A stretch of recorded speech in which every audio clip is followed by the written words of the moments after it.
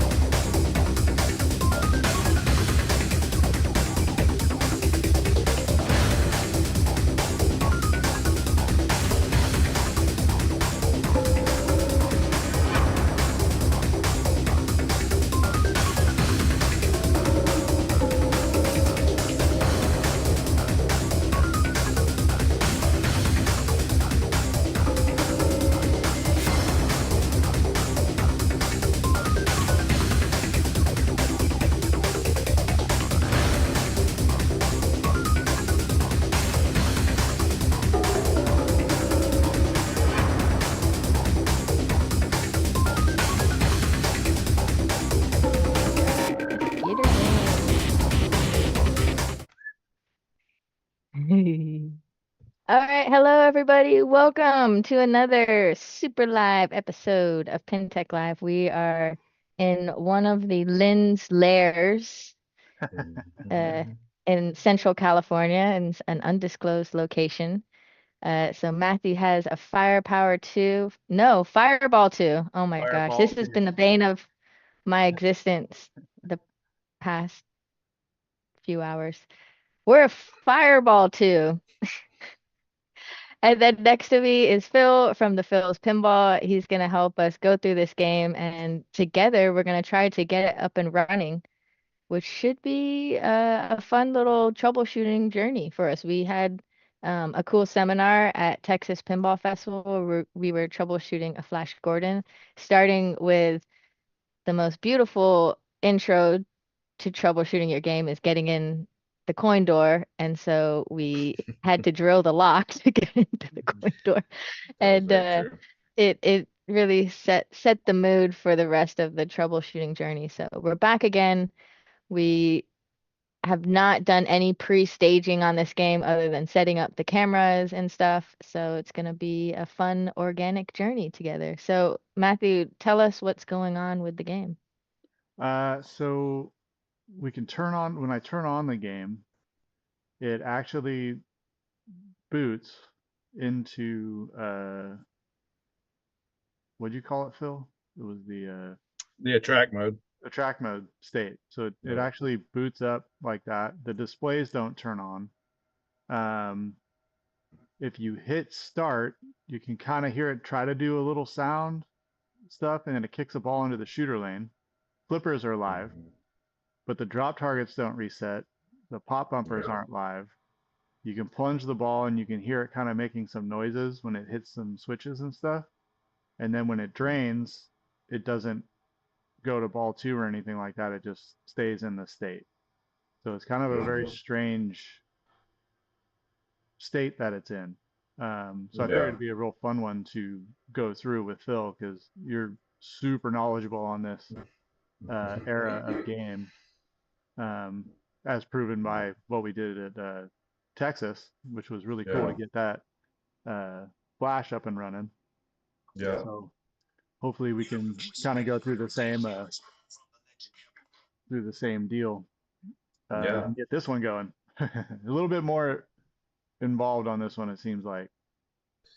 Yeah, just looking at it with you, turn it on and you getting life there, but you're not getting all the life. And so with no displays and several of the coils not working, and it does make it more interesting because it's like we have to have that 43 volts for the solenoids to work and the MPU to boot. Obviously, it's booting into a track mode, and so with that, we will have to, troubleshoot a little further because we obviously do have 43 volts, but it's not getting everywhere, or the signal's not getting everywhere. So, I say we just start diving in, man. Let's start seeing what All right. voltages look like and everything that you normally do, and let's start poking around at the beast here. So yeah, I got Okay. backglass lights, Yeah, and I but are the got GI Oh yeah. lights on the playfield? no. Okay, We got no so GI. We got Just the feature lamps, right? we got yep, some just the of the feature. feature lamps. It looks like not all of them. Yeah, yeah. Okay. Yeah. So it's bouncing around in a track mode. We got no displays. We got no general illumination on the playfield. We have it in the back box, which those are separate connectors. So that's okay. Yeah, But you see the really, lights. we just, I'd say we just, hey, let's start checking those voltages and in the power rectifier board there and start seeing Figure what out we what switches see. real quick. There. Set you there for a moment. Lift this guy up. Hmm. Do have balls out of it, right? Yes, I do. Yeah. Oh, this has got one of those fun uh, rails on the inside where the whole thing is missing on the left-hand side. Oh yeah, you have to actually pick it up if you want to prop it Go up. all the way, yeah. Mm. So yeah, that's always a fun one where like this is all just like not there. So you Yeah, can't just slide it back. All yeah. right, Oh, so yeah. let's see if I can get a good So Oh, the rectifier vantage. board's down there. Gotcha. mm. Yeah, so in the earlier games, they put them up in that upper right-hand corner Right, of, that's where I was looking for in the back yeah. box. But then it really kind of seemed to correlate with once they got more advanced with the soundboards, and needed more space there, that they actually moved them down underneath. Um, Let's see here. 'Cause, Meter. Got it. yeah. So we're going where to, Phil? Let's start. Just guide me. Yeah, let's just start hitting those test points. So let's go test point one, test point two, and just let's start hitting all those test points. Trying to find a way if I And can get the meter in there as well. yeah, the camera and the meters is you makes it hard. can, um, well, hey, I mean, that kind of works. Does it work? Kind of. All right. Yeah, yeah, we'll take it. All right. So we're on AC. No, we're gonna do DC. The only one that's AC is gonna be for the GI. Okay. So let's do DC and test point 1, and we should be looking for give or take, 5.4-ish volts. And we're looking at And this will 7.5, seven and a okay. quarter. So that's out of spec, but it's not too far, so that's okay. Test point It'll get 2. not yeah, that should be your high voltage. So you should see it somewhere 230-ish. Yeah, we're high, 260. Yeah, and they say that they give or take on those is almost 27 volts, so that sounds fine. Then test point 3, that should be your logic, and we're looking for somewhere around 11.9, but give or take a little bit. Sometimes as high as 14. Why are they all of them are all high? Just the how much the transformers are providing. If they're providing a little bit more, this is unregulated at this point, so it's not, there's no gauge, there's no gate, there's no funnel, there's no anything ramping that stuff down, so you're just getting raw voltages that are coming from the transformer through a bridge rectifier, and this is what we're reading. And so there's going to be a good bit of variance as these components heat up and change over time. So I can see test point 1, 2, 3, and 5. I don't know where 4 is. Okay, 4 is a GI. We know that part of that circuit is working because it's working in the back box. So what is test point 3? What did it end up being? Sorry, I was looking down. It's all good. Go back to 3, 15. Yeah, so you're good there. And then test point 5. 44. Yeah, so we see all that. So the only one left is the GI circuit, and that's an AC one on test point 4. But because we have half the GI working, I think all that's good. And so it kind of confirms what we already kind of saw, that the all the voltages seem to be there, but they're just not getting to all the right places, because you have your 43s for the solenoids, you got your flippers working, you got your MPU booting, but now it's like, okay, what, it's obviously not getting all the way. So we're still looking for displays, because that's going to help us out in the menus and looking at different things. So we definitely want to try to get a display working. Do you have any kind of glow on the displays at all, or is it looking like No, there's no no glow glow? whatsoever. Okay. They look pretty good. Yeah, so let's look at that first, because displays will help us in the test menu. So now that we know all the voltages are there, good down there, then we can move back up top. And I don't know if we had said it in the beginning, but as Matthew was testing this, you can see the game is on, and his black lead for the meter was to the ground. So the ground braid Yep. somewhere in the cabinet wedged in there. So it's grounded. And then the red lead is where he was hitting all those test points. Yep. Yeah, and you can find it anywhere. There's actually a test point on those boards that's labeled ground, so you can either pull from there or you can pull from the ground braid. Yep. Yeah, I just stuck it in the ground braid. Yeah. Yep. And then Joseph Chowder in the chat said it can vary due to incoming line voltage to the transformer. Yeah. So like what you were saying, why they were arranged kind of hotter or Yeah. higher than what we were looking for, but at least it's giving, right? If it's like lower, then that's gonna take us down a different path.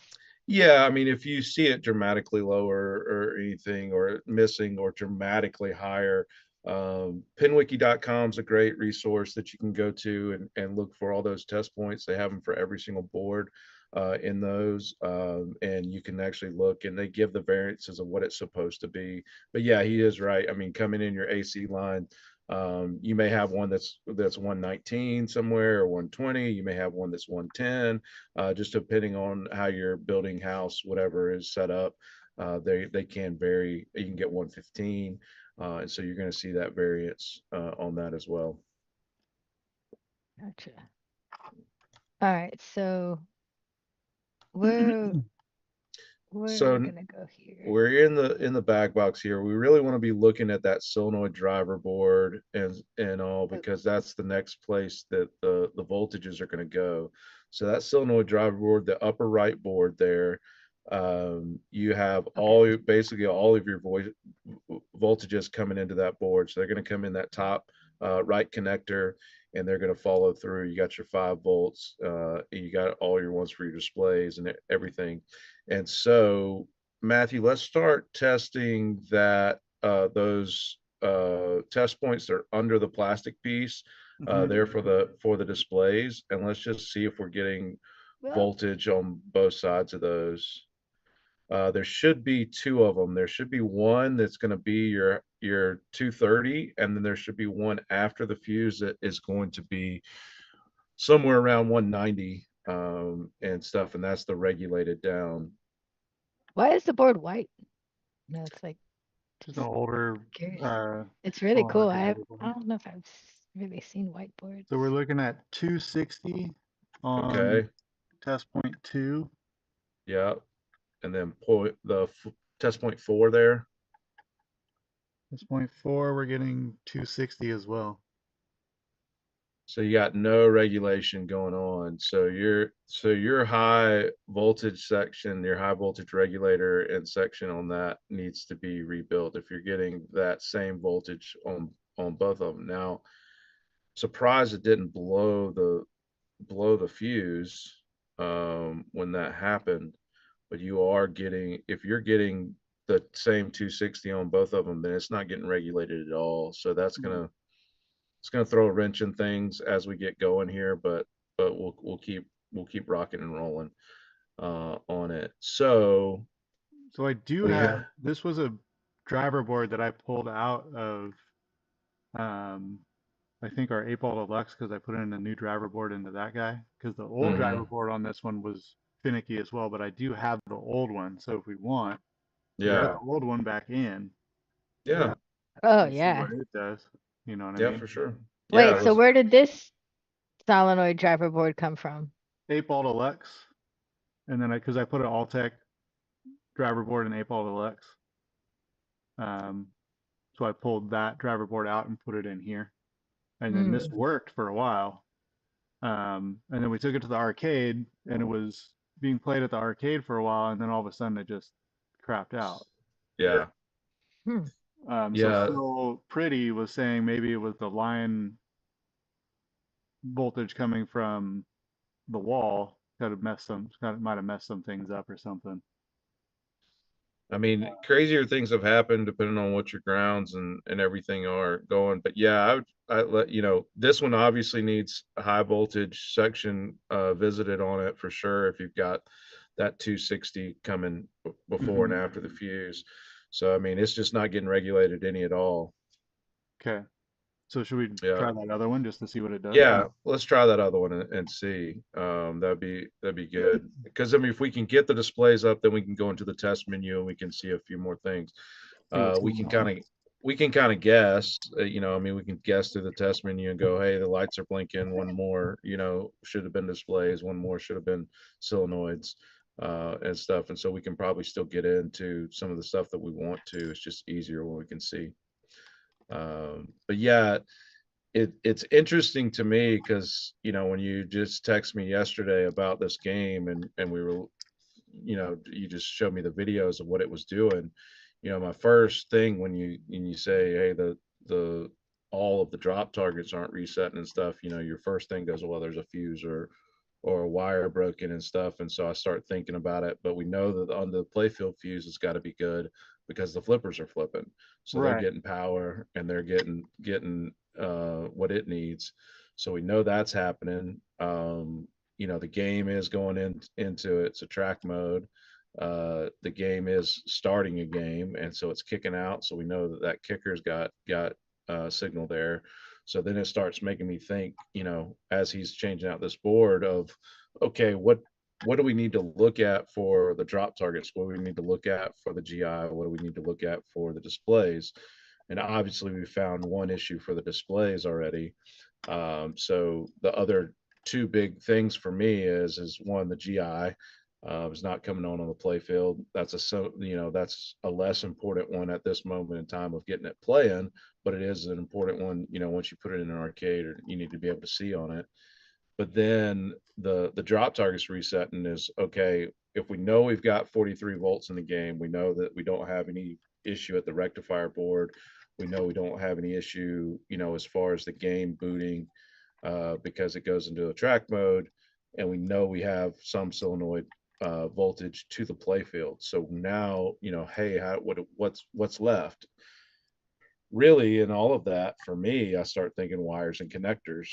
And that's usually a lot of what's on these old Bally games. They sit, the connectors and everything get corroded. So, I start thinking wires and connectors. And so you go into there and start yanking on stuff, make sure we don't see any wires that are loose, make sure we don't see anything that's hanging off, because every one of those is daisy chained uh, together. So the voltage comes and it daisy chains to all these coils. And if one of those breaks up in the daisy chain, then everything after that's going to be out. So we have that option. And then we also have the other option of, hey, maybe do we have a bigger driver board issue where it's not sending some signal to things, but there's several tests we can do too. And, even as simple as the test where we take an alligator clip and we clip it to ground, and we start hitting the tabs of those transistors there, that will fire if everything is set up right. If all the wires are hooked up right and all of the power is getting to the coils, we can individually fire those coils straight from the board, just grounding off the by tab. grounding them all out. Yeah. So that way we would know right away, hey, if it fires, then we've got good power and we've got good wires all the way to that board. And you eliminate a lot of hassle right away of saying, hey, we know this is going here, we know this is going there, because I can ground that off. And all that grounding is doing is you're basically sending the signal to those solenoids without having to use the computer. You're just bypassing the computer and all the other data signal that's in there. Well, I got that other board in there. Let's see what happens here. Yeah. Oh, hey, Charles. Charles, who helped us with our tech day. Hey, look at that! At TPF is in the chat too. Y'all say hi to Charles. He's a Ninja Warrior pirate. Oh yeah, he's pirate tech. Looks like we got some. Okay, so the original board for Fireball 2 is working. That whiteboard. I mean, as far as it's giving display. Yeah, it's giving power to display. So Matthew, let's do this real quick. While you've got power to display and it's flickering through that, let's go ahead and hit the menu button. Okay. And see what we get. Do we get it staying on, the first digit on every display? First you want to test? Yeah, so go into the service, just on there, or use the, yeah. I think those are up front in the coin door on most all that. 1 second. Yeah. Put my key somewhere. Story of a tech's life right there. Oh my gosh, man. It's oh my God. If we have to drill another lock. No, I have a key. I just don't know where it is at the moment. Hold on. We're just going to start every PinTech live with drilling a lock. Drilling a lock. Let's go. The curse of having like the same key for every single game is that you leave it in one of the games that you were working on. I was working on a X-Men earlier and left the key in it. All right. Well, I have some locations that we go to and they have almost a different key for every game, and it drives me. Oh yeah, especially when it's like multiple operators sharing the same location. Yeah. And you're like, I want to unstick this ball for you, however. Like most of the lights work except for the center. Oh no. Charles said he spent an hour looking for his Pinbot key only to remember that he put it on the leg. I had one I was looking for it forever, and it was in one of those games where you do the key from the top, and I had it up there connected, and I was too short to see. All right, Miss, so that's the yes. display. So we're So we're getting all of really, it in that one. yeah. So we've got a signal issue and stuff there, but we don't know if we would have had that before, and so we may have some issues on the MPU as far as that's concerned, but we are at least getting there. So let's go one more, and let's see, What's up, Pez? does any of the coils start firing? None. Because it should be going Yeah, through the nothing. coils now. Nothing is firing. That's interesting. So it may be just the whole entire 43 volts going to the play. But you got your flippers still, so it can't be all of it. It's interesting. Okay. So we have none of the solenoids firing with this solenoid driver board in.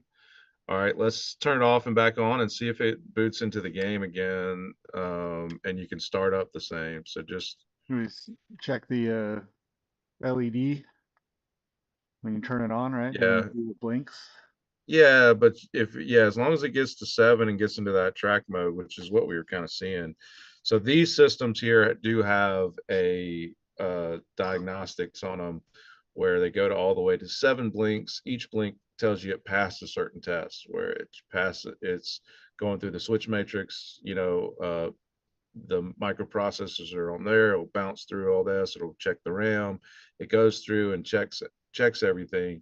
And if it gets to 7, then it should boot into the game, and you'll see a track mode, and you'll see the lights come on. So what we got going? So it did boot Yeah. in the game. All right. Still have no GI. Yeah. That's going to be your power board down there. What about starting a game? Does it still start a game? Kick a ball out? Doesn't have any balls in it, huh?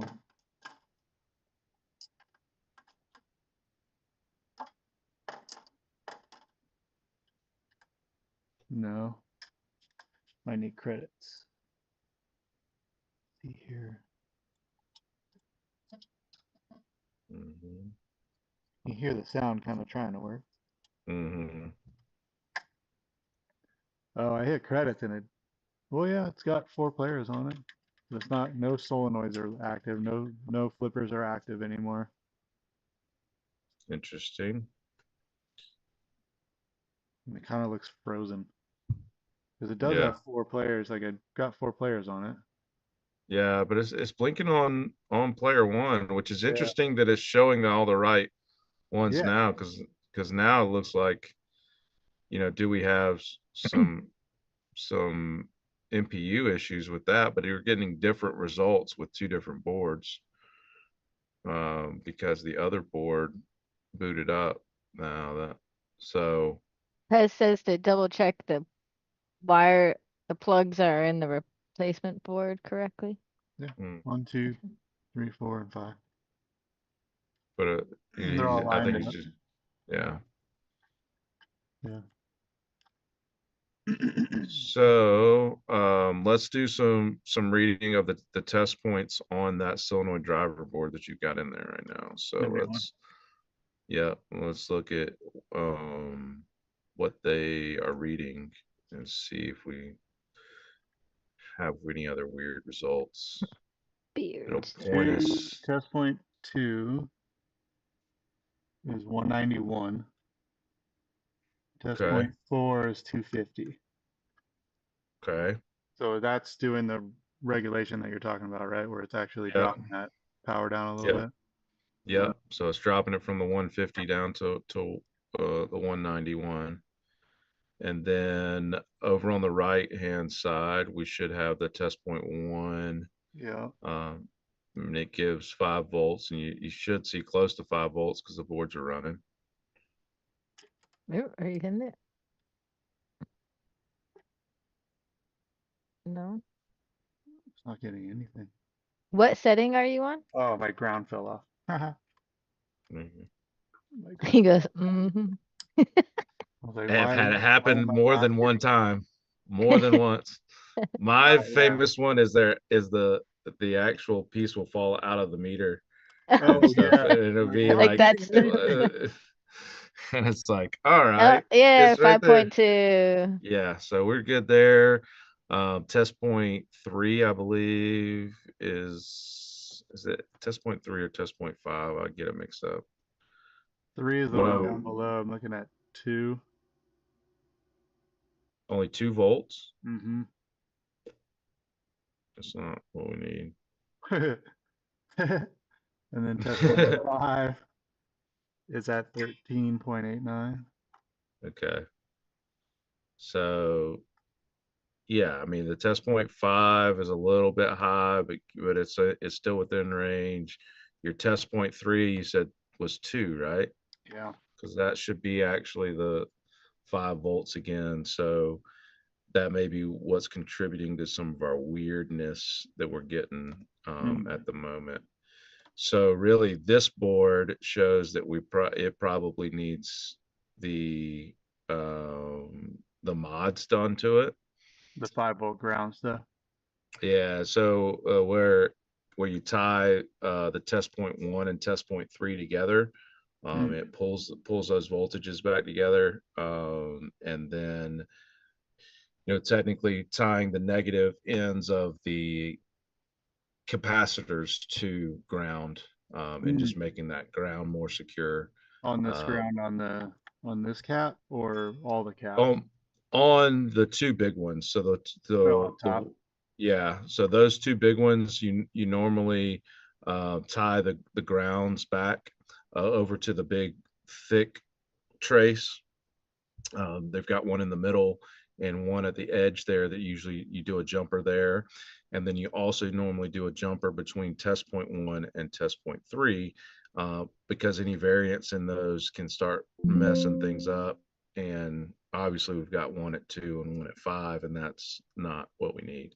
Right. So we can actually tie those back together. So it's one of those things where, at this point, if I am troubleshooting this game, it's like, okay, I know kind of that I've got some stuff to work on that solenoid driver board. Do I want to jump to a different issue like the GI? Do I want to, figure out what that needs? Does that need board work? Does that need connectors? Does that need? And so I can kind of, for me, I usually want to see the whole picture of, hey, do Mm. I need, do these 3 boards need work so I can pull them all Right. out at the same time and work out on them? Or does it, if I do these connectors real quick, will that get me, one step further in one of them? So let's put that on pause for a second, because we know we've got some issues with the 5 volts on that board. And let's look into the GI. Okay. Because we still don't have GI on the play field. We do have it in the back box, correct, right? GI is on, yeah. So GI is on in the back box. So we need to look for the GI on the bottom rectifier board, because those are going to come out in two different spots. One's going to go up to the back box, and one's going to go to the play field. So they're going to have 2 different connectors for that. Okay. Normally yeah, we're going to go back down below for a minute. Normally what I would do in this is, I know a lot about these systems, but it's not a bad idea to pull out your manual and look at things, look at the schematics and see. So I would go pull up the schematics and just double check and say, hey, where's those GI wires and voltages coming from on that bottom board? Because everything's going to start right coming out of the wall. We're going to get through the switches and the line filter and everything, and then we're going to go to that transformer. And then that transformer is going to divide out the different voltages we need AC wise, which then go into that rectifier board through bridge rectifiers, which a bridge rectifier is just some diodes in an array, so that it gives you a positive and negative, turns it over to DC voltage. There's a lot more to it, but that's That's the layman terms there. Right. And so we are going to find out, hey, where does that DC voltage for, or the AC voltage, or whatever it may be that we're looking for, which connector it comes out of. So when I pull up the schematics, it's telling us that J1 on that bottom rectifier board is the connector for the playfield. So that's where the power for that general illumination, your 43 volts for your solenoids, and everything is going to come from is that J1 connector. So my question to you is if you start really wiggling on that J1 connector, do we see any life out of the GIs? And I've seen it two ways before. I've seen it where it actually has in some way, shape, or form burn out every single bulb on the playfield before, but usually that means somebody arced something. Didn't do anything.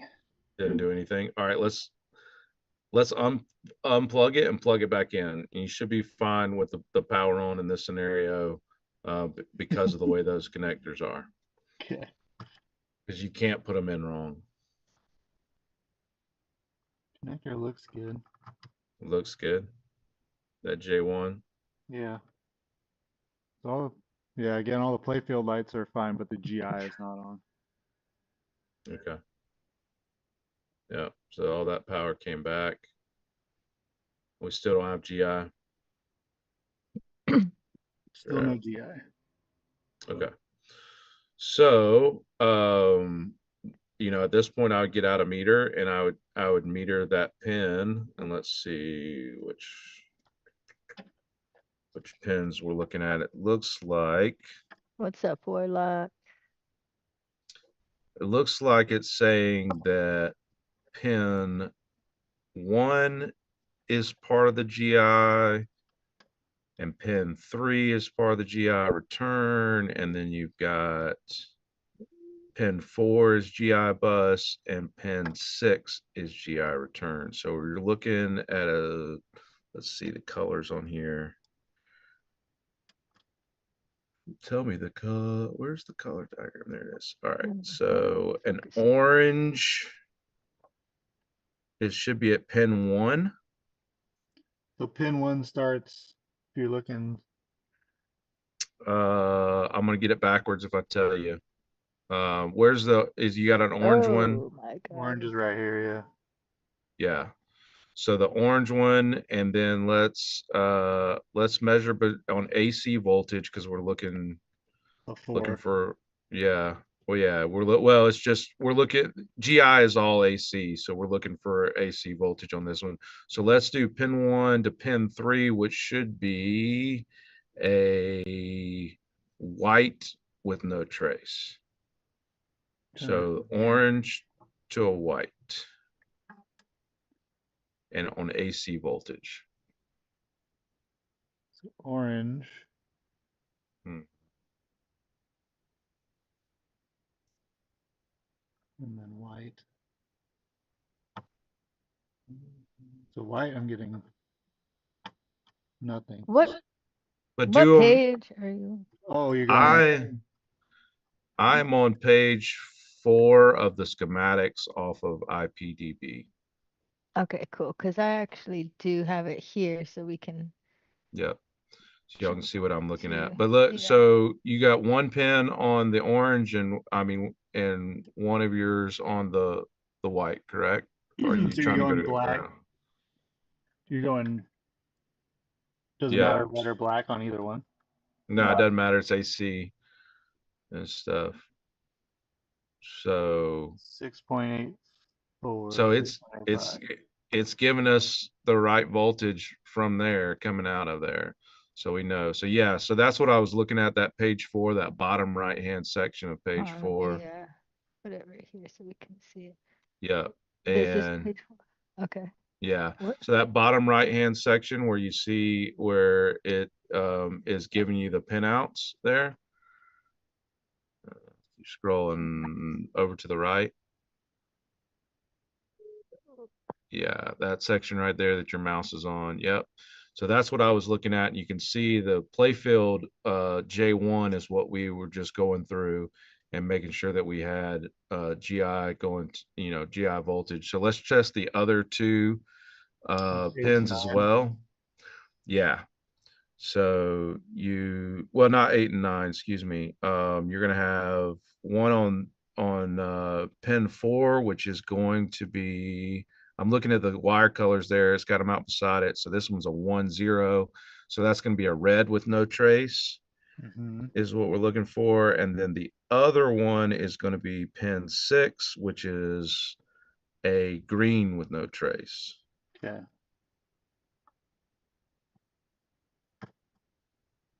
6.86.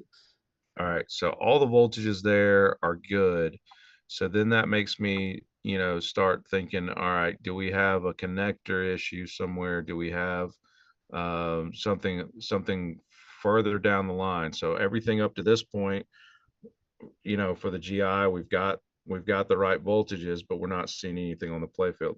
Let's just for giggles and hopefully we're not missing something, but let's inspect one of the bulbs and just make sure at some point something didn't get arced or whatever and take out that whole line, because obviously it's sending power. So we've either got a connector issue somewhere where it comes from the cabinet up to the play field, or we've got a whole bunch of socket and bulb issues, because you should be getting power straight to them. And you could, at this point, if you wanted to, test the two lines between them on the play field as well. But I just say put a bulb in there and just let make sure real quick. Where is he putting a bulb? Just anywhere in a GI socket. So let's put a new known good bulb anywhere in the GI and just make sure that for some reason somebody didn't accidentally arc the GI circuit and blow all the bulbs. Because if you took a 50 volt or anything like that and accidentally arc that, you could actually blow all the filaments in the bulbs. I've seen it happen. It's not. Oh, It's like not. you're saying like all the GI bulbs right now could actually just be dead. Yeah, and blown. And I've I seen it mean, more that than would be cool. once. I've seen it more than once, but I don't think that's the case, but I have seen it more than once. And so usually I just say, hey, let's just put one in, because Yeah. I had one time we searched and searched and searched and couldn't find the issues. And then I was like, dude, this bulb's just not working. And I was like, all of them? And he was like, yep, all of them. And we went through every single one. Sure enough, we put them in. And so now I'm like, one of the first things to do, put a new bulb in there and just make sure, because crazier things have happened. Sure. So Crazier I things. swapped the bulb from down below Yeah. and put it up top, and it didn't. That was working down below, but I put it up top and it didn't. It's not working. And I took the one Yeah. from up top and put it down below, and it is working. So So we know that the bulbs are good. We've got known good working bulbs now, so we can eliminate that whole scenario too. So anything in troubleshooting, how many things can we eliminate? right. Or and so we've eliminated, hey, bulbs are in good condition. We know we've got good working bulbs. We're not working with a bunch of blown out bulbs. So now let's take the meter and let's start metering those braids that go through for the GI. Let's see if we've got 6 volts on those braids that come through. So you find a GI bulb, they should have one braid on one side, one braid on the other. It doesn't matter which part of, whether it's red or black. As far as your meter is concerned, you just basically want to get each side an AC volt on your meter. So you're just both onto the bulb. Yeah. Yeah, you just want one on one lug of the bulb, one on the other lug of the bulb of a GI, because it's actually, they usually put those braids in there, and one is one side of the AC and one is the other side of the AC, and it gets turned on right away, unless there's a relay somewhere, but I didn't see one in the circuit. And you're on AC mode, right, Matthew? Yep. Yeah, AC. I'm trying to find. Okay. So this Yeah. guy. Yeah. I know. Where, Trying to it's not find. GI. There's a GI. Yeah. I got nothing. Got nothing. So somewhere there is a a break getting to the play field, because it should come right out of that connector there and should go up and to that play field. And so if we're getting no voltage on the play field whatsoever, we know that we've got a break somewhere, and that could either be where those braids connect and where those actual wires get connected onto it, from the wiring harness itself. And usually you would see that down on that. It's the top section of the play field if you're looking at it. Yeah, All the way down and at the bottom. yeah, all the way down at the bottom from underneath. Usually somewhere in that section, the two outer ones that go up underneath those aprons and stuff is usually kind of where they start. And they have the actual wire harness usually soldered right into those braids, and then it weaves its way up and around throughout the whole entire play field. So I just start going and inspecting all that, inspecting any of the connectors that are coming off the play field into the wiring harness, unplug, replug if there's any in between, all that stuff. And just see. Lift. Yeah. Didn't you have a repair, Phil, where the break in the wire was, like you said, like in the wire loom, in like a wire that was like re-shrinked together, so you didn't Yeah. know until you cut that shrink and then you saw that it was all like pinched. Yeah.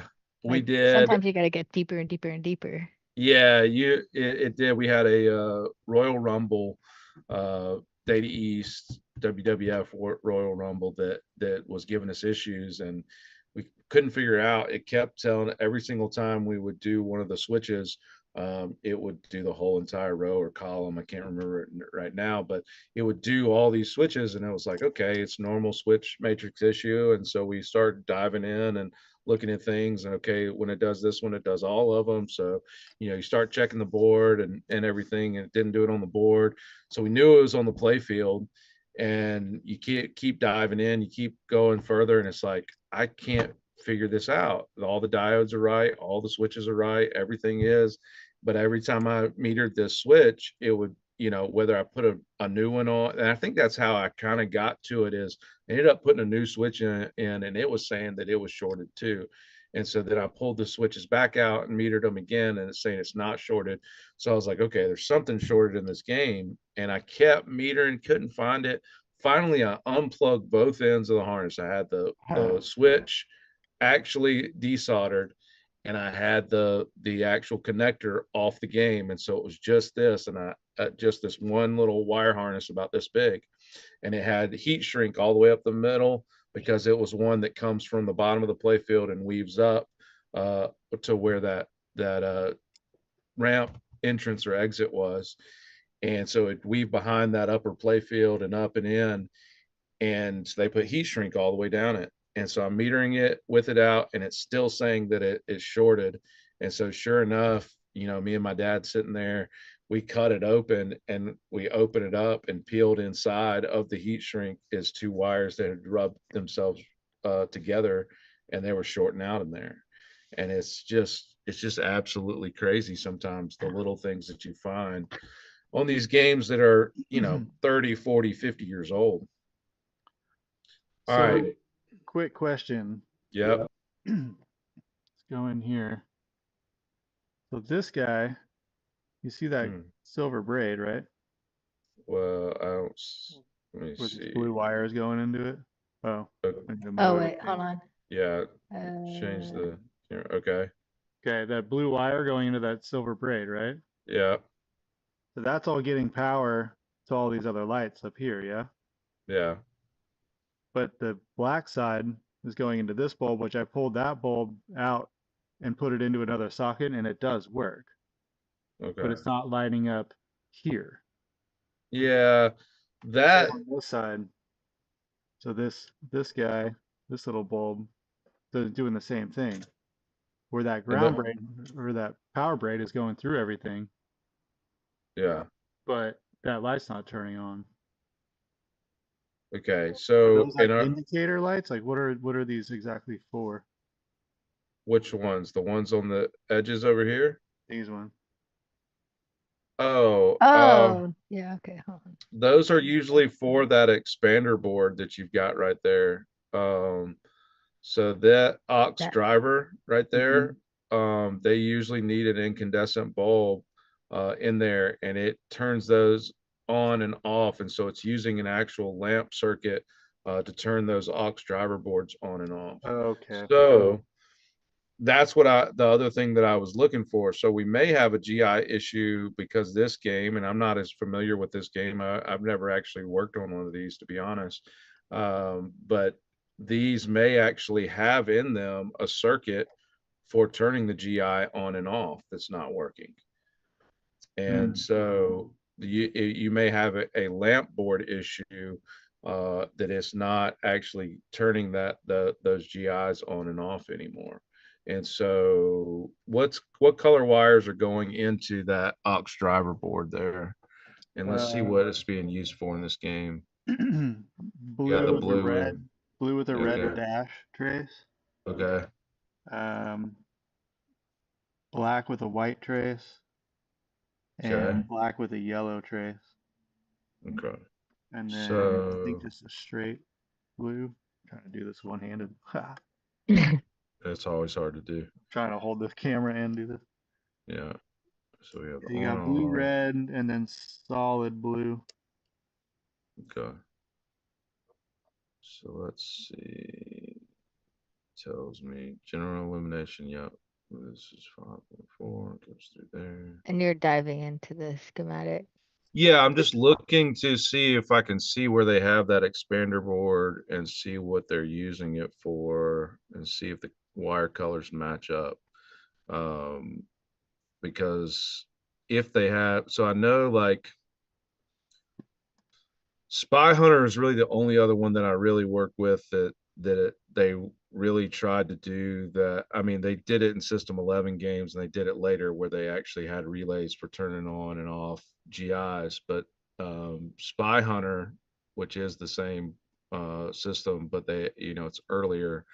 They did actually do some individual GI sections where they could turn them on and off, so they could actually turn the slings on and off or turn the upper of the playfield on and off for the left side or the right side. And you see that a lot in WPC games, how they do the triacs, and where they wanted to turn individual parts of the game on and off. But they didn't do that a lot in the earlier Bally and Stern games. It was still mainly just GI comes on when it comes on. But they did have a few games in there. So if this is one of those games, then what we're going to find out, and we're discovering it, together, is that they have a aux driver board that's getting turned on and off by a lamp signal, so that they can actually turn that GI on and off whenever they want to in the game. So I'm just looking real quick and see if I can find that. Sometimes it's harder for me to find that on Fireball relay. We've got a GI illumination circuit on A2. John Whitaker said, how many auxiliary driver boards does this game have? I don't know.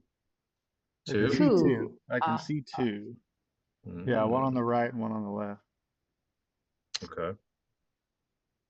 So one on the right and one on the left. And there's no magnets. There's nothing in this game or anything that would normally drive that. So it seems like they've got a left side and a right side GI circuit there that gets turned on and off.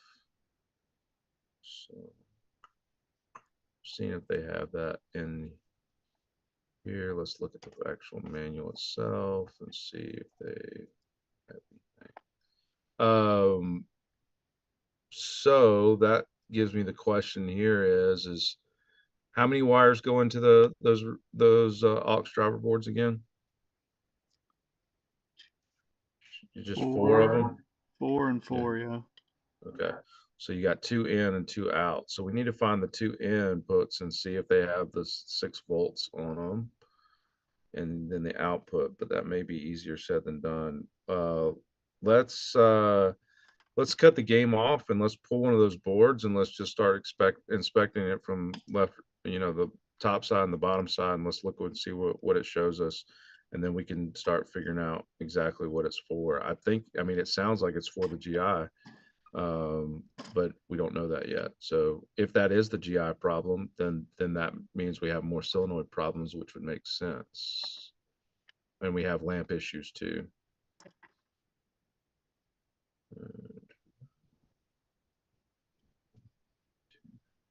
Just don't see missing where it says anything about aux boards.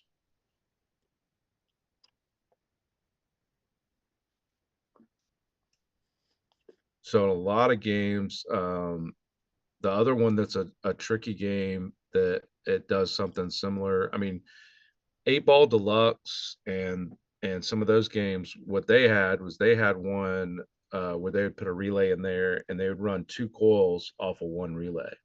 Hmm. And so what they would actually do for 8 Ball and some of those, especially for all those memory, for the actual drop targets on that game, you know, if the relay is in position A, it affects and turns on one coil. If it's in position B, it affects and turns on another one. And so what they would do is they would just switch so quick that you wouldn't realize that that's what they're doing. And so they have one transistor on the board that's actually getting, you know, going through a relay that is being controlled by a lamp circuit. And when they turn that relay either in resting position A or active position B, it's controlling a different solenoid. Same thing kind of happens when they turn on the flippers in Electra in the lower playfield. Hmm. That they use that same kind of concept is where they have a relay that's doing it. And so in this, what they would end up doing is basically they have extra lamp circuits available to them, and so they'll send a lamp signal to turn on that aux driver board, and then that would illuminate one side and illuminate the other side. And then in certain parts of the game, they could turn off the left, turn off the right, give you a light show, however they wanted to do it. And so that's kind of what it looks like we're seeing here. If they for some reason had a magnet or they had more coils that they needed to drive, they ran out of space on the driver board and they had too many. Sometimes you can see where at different points throughout pinball where they've made, you know, an expander board, a solenoid expander board. WPC games were famous for it and everything too. So let me get back. I don't see those in the manual. So we have this here. Does it say have any kind of indicators on what's the input and what's the outputs on these? Does it say anything on those boards? No. It's got No. resistor on a throw it in the game. Yeah. And It's then the got backside. resistors. Hold on to it. Lift it Yeah. up more. Okay. All right. So, and what's the number on that? It's a 451 at the end. Yeah. Oh my gosh, look how close. Yeah. As you're going in, I'm like literally riding the focus, I'm Yeah. pulling focus on it. It's That's great. Yeah, it's awesome. not bad. No. That's very I fun. mean, it looks good and everything. So, what are they using it for in this game? Tell me that part number again. Somebody got it. Somebody got it. Look it up. P2948-451. Dash. Hez says, do we have a 9-volt battery and some test jumpers? You Yep. can hook it up to the GI string just to see if those lights will come on. And if they don't, Correct. then they're burnt out. Yep. Which we've already kind of confirmed that they're not burnt out. Yeah. Oh, when we did the test of like a Yeah. good bulb into there and then Yeah, but that doesn't but necessarily mean there's not a socket issue or whatever. But he's right. I mean, you could test the whole entire string with a 9 volt. Really? And yeah, I mean yeah, we need to do that.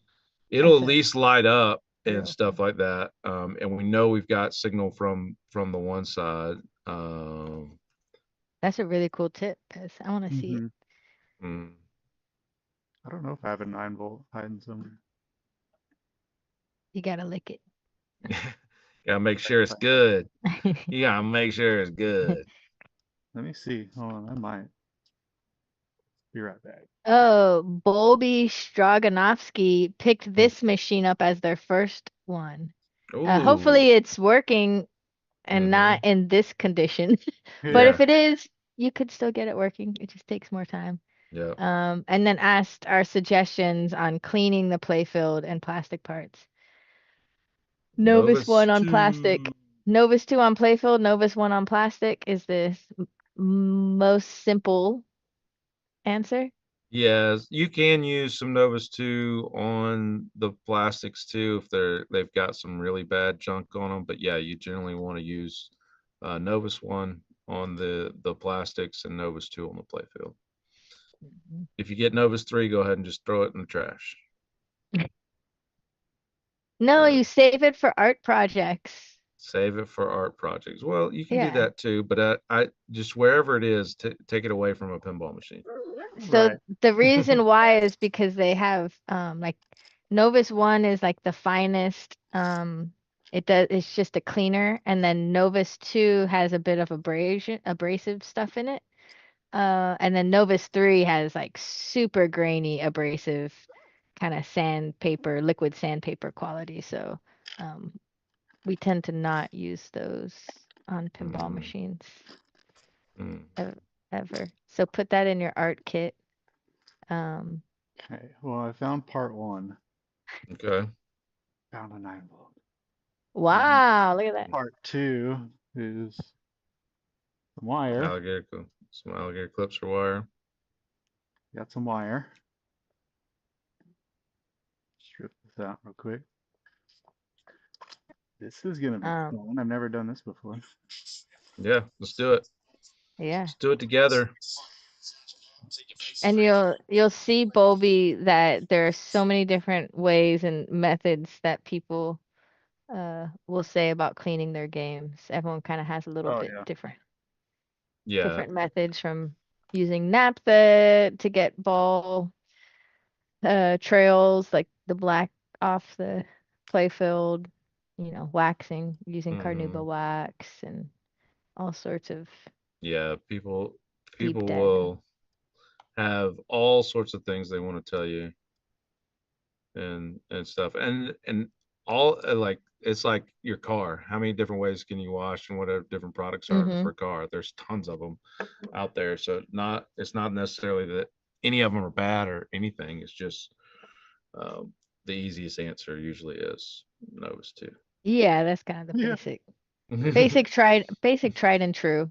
Yeah. Uh, then if you want to get more intricate with it, then you can dive down that rabbit hole. Yeah, they said they pulled it from a barn. Ooh, yeah, you might Yeah. want that Novus too.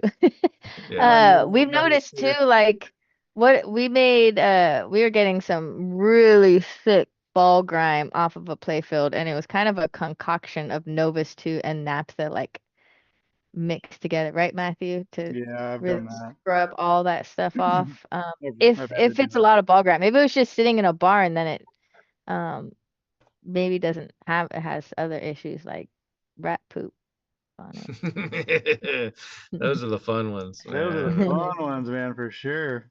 But they're Yeah. saying the CPU looks like it has some corrosion. Yeah. Mm, Um, sounds looks about right. like, yeah. So this is a Bally era game.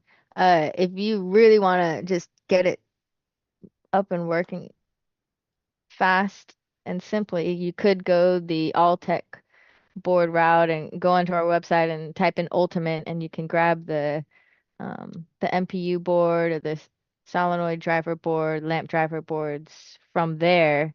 But you should also be changing out the connectors that go to those boards. So getting Molex connectors, getting the Trifurcon um, uh, connectors, Crimps. crimps, Crimps. crimps. Yeah, the crimp terminals, Yep. and just going nice and slowly and redoing all the actual header cables that are going into that board, and then hopefully it just fires right up. That's always the hope. Hmm. That's kind of the fun part, right? The troubleshooting part, because it's so rewarding. Like when we get this game up and running, and it's gonna be a big pizza party. Right? Oh Mhm. yeah, Bill's gonna be We're gonna, stoked. we're gonna Yeah, have to send some pizza to Pez Johnson. yeah, man. Everybody that helped Okay. us. Yeah. If I get Pez says it looks like your auxiliary drivers are for lamp flashers, which is a similar effect that 8-Ball Deluxe has. When Yeah. you hit the drop targets, it does a chasing lights, but they're not for the general illumination. Okay, he's made this Yep. rig. Let's see. Let well, what? How me. do you just go on both sides of this thing? Yeah, what is your Wow. thing? Let's look at your rig. Let's look at what you put together. Whoa. Yeah. So That's he's what you got, do? You just put wires on the ends yeah. of the 9-volt lugs? Okay. Yeah, the game's off, right? Yeah. Yeah. Game's And then off, and then yeah, find you the 2 GI braids that are somewhere on the side, somewhere you can see, and you just tap it on there and see if stuff lights up. it does. I want to see, we want to see the money shot. What are you doing? Let's try. He It's was gonna so try. Hold on, excited. hold I heard the exciting of it. It does. I was like, oh, yeah, Bulby. You can kind of see him Let's see. a little Yeah, bit. It's real Wait, faint. let's go here. which is yeah, Oh, wait, hold on. Wait, let me get rid of this schematics. Oh, yeah, you can see it right there. yeah, Real faint, but it does turn on. yeah. So what Pez was Look, this saying is tell that Yeah. us.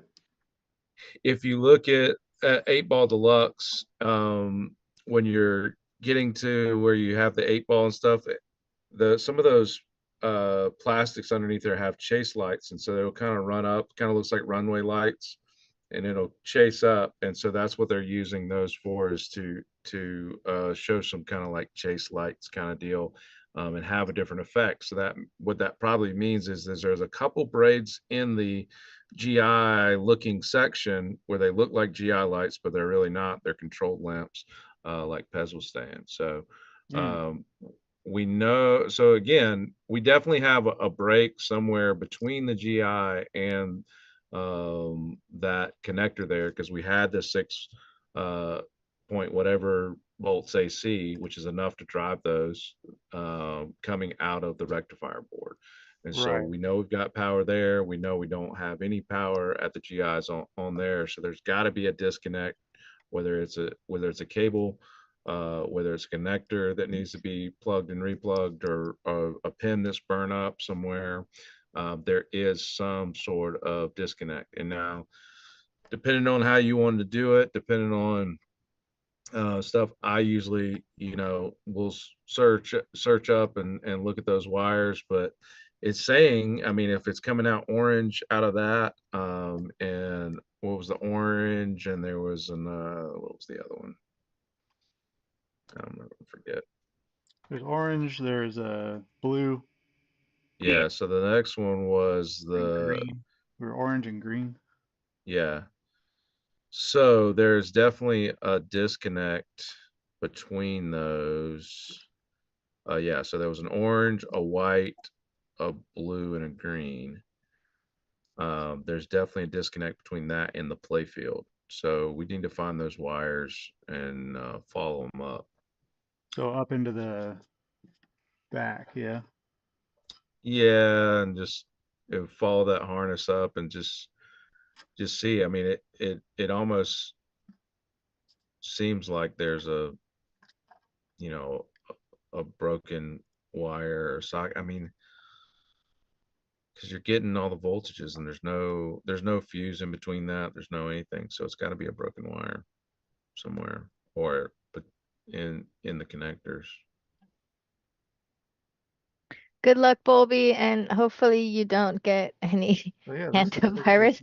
It said there is. was a dead mouse on their Oh, Fireball 2 game. The glass was left off, so they did find lots of poop. oh yeah, Happy yeah. scrubbing. The It'll ones be where so you worth it. well, the ones where you find the actual nest sitting up on the play field is, and you can see where they've been using the bathroom and stuff. That's always the best. We had a stars one This time. scoop is the toilet. This Yeah, saucer is the Yeah. potty. we had a stars that I bought sight unseen, from a guy. It was like $200 or something. I was like, sure, I'll take it. Well, little did I know that he got the better end of that deal. He shipped it to us, and we got it, and the whole entire thing smelled so bad of mouse pee, and like we had to put it like in the corner of my dad's garage, and like every time you got within 5 feet of it, you could smell it. That's how I bad don't it know what was. mouse pee smells like. Is it like cat pee? Like It's that worse. It's worse. pungent? It's Yeah. It's not as ammonia-y like in your eyes like cats, but yeah. it's the smell is worse in my Oh opinion. no. It's not good. Uh, John Whitaker asked earlier, Yeah. cold solder, and Yeah. then Balls of Steel said, "Could you use a fox and a hound to find where the signal drops out?" What if we started training mice to be like sniffer mice, Yeah. and they can go in there Yeah. and just run So around I'm underneath? getting like continuity from down below up to Uh-huh. the where the orange comes in here. Yeah. I Mm-hmm. got continuity coming from here down to there. I got the green from down here down to there. I got the blue here down to there. What was the other one? White. White. Where's white? So I missed, I got distracted with the chat. Where are you putting your two leads? So 'Cause the basically what camera is he's doing right now is he's putting one lead in the connector on the rectifier board, and then he's okay finding down.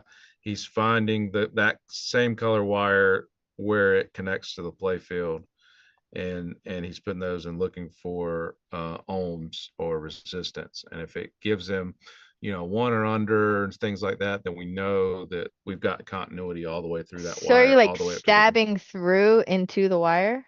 So no, what normally we would do is on those connectors, you'd push down through the back side of it.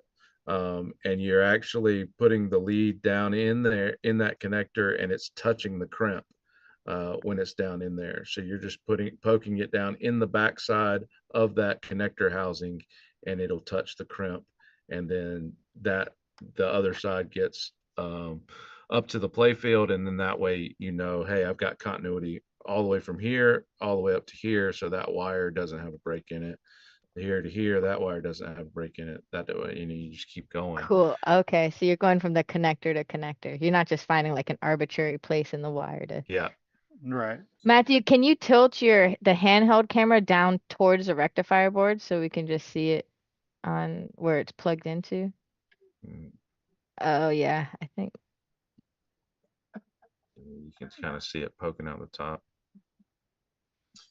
But yeah, If it's not tilting, because it's like that one razor keel, you can actually flip it around and do it, because it should be able to like really mhm, articulate up and down. And then I would just flop the shot in It's this OBS. one. yeah. Gotcha. Cool. Looks great. So white is ground, apparently. Because white comes from here and then goes to the ground braid over here. But you got it there. And then it should be So the for those just joining us, we are working on a Fireball 2. We're trying to troubleshoot the GI is not turning on. We checked the bulbs. The bulbs are good. They're not all blown. And now we're in the part And where we're checking the loom, you the know, braid wires, and we also, continuity. from Pez's suggestion, we put a 9-volt on there, and they did illuminate. So we do know we got good sockets and some good bulbs there as well. So this doesn't make any sense. So if I let's test this voltage again. We tried doing on and off and on and off. Oh, did you go like this? Like jiggle on and off? No. Mm, mm, No, don't do it. It's okay. mhm. What is the Gottlieb Premiere game in the background? The what? Oh, is that your Oh, that's Robo War. Robo War? Oh, that's not the game I was gonna say. Bone Busters is what you're probably gonna say. What is the? Yeah. No, I wasn't. It was the samurai one. What's that rare Oh, samurai one you have? Bushido. Bushido. Oh my God. What a What rare is game. it? Bushido. Bushido. Dude. And it's a Look up Gottlieb? look up that game. No, it's like Oh, it's oh, actually it's probably No, not a it's god. a It's something weird. It's like a Spanish game, right? it's not an ender. No, it is Ender. It's Is it Ender. ender? Yeah, yeah, yeah. Ender. Yeah. But it has a weird head like Robo War and okay, Bone Busters and stuff like that. But okay. yeah, It's weird. Weird. some, No, it doesn't. I don't know. yeah. It's a weird game. It's got a very strange looking body, and Yeah. yeah, it's crazy. So So I'm you're supposed to looking at go the, from orange to green? Is that what you said? no, so Orange to white. yeah, you got one side that is, yeah, orange, and the other one that's white. Yep, So it's got to go orange to white, yep. which is weird because that's 685.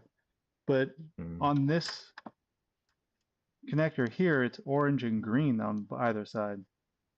Well, that, and it could be that that's fine too. Um, you're basically they have two general illumination buses coming out and then two returns. So as long as you go Okay. to one to the other, it should be fine. But what do you have if you look up there and you have the green and orange? If you do it on the playfield right there, meter it right there and In see what between you the got. two of them, right? Just on either Yeah. side? Yep. What do you Yeah, have? I get nothing. But when I go from orange to white, I got 6 volts. Yeah. And then how about on the other side? Isn't there something similar where the other ones are coming up, the blue and the and So where were you testing the blue wire at? this is red, white over here. Because the blue wire is coming to an insert over here, Okay. and those are all lit up. Yeah. It's So what color? the red and white is not on. Okay. So if you test those, you still got 0 on that one too, right? Yeah. Interesting. So let's do that at the connector then. Maybe I was giving you the wrong So ones. Let's do a red and white together, and let's do um the green and whatever orange together. well, red and white, I got 683, Yeah. and then orange and green 683.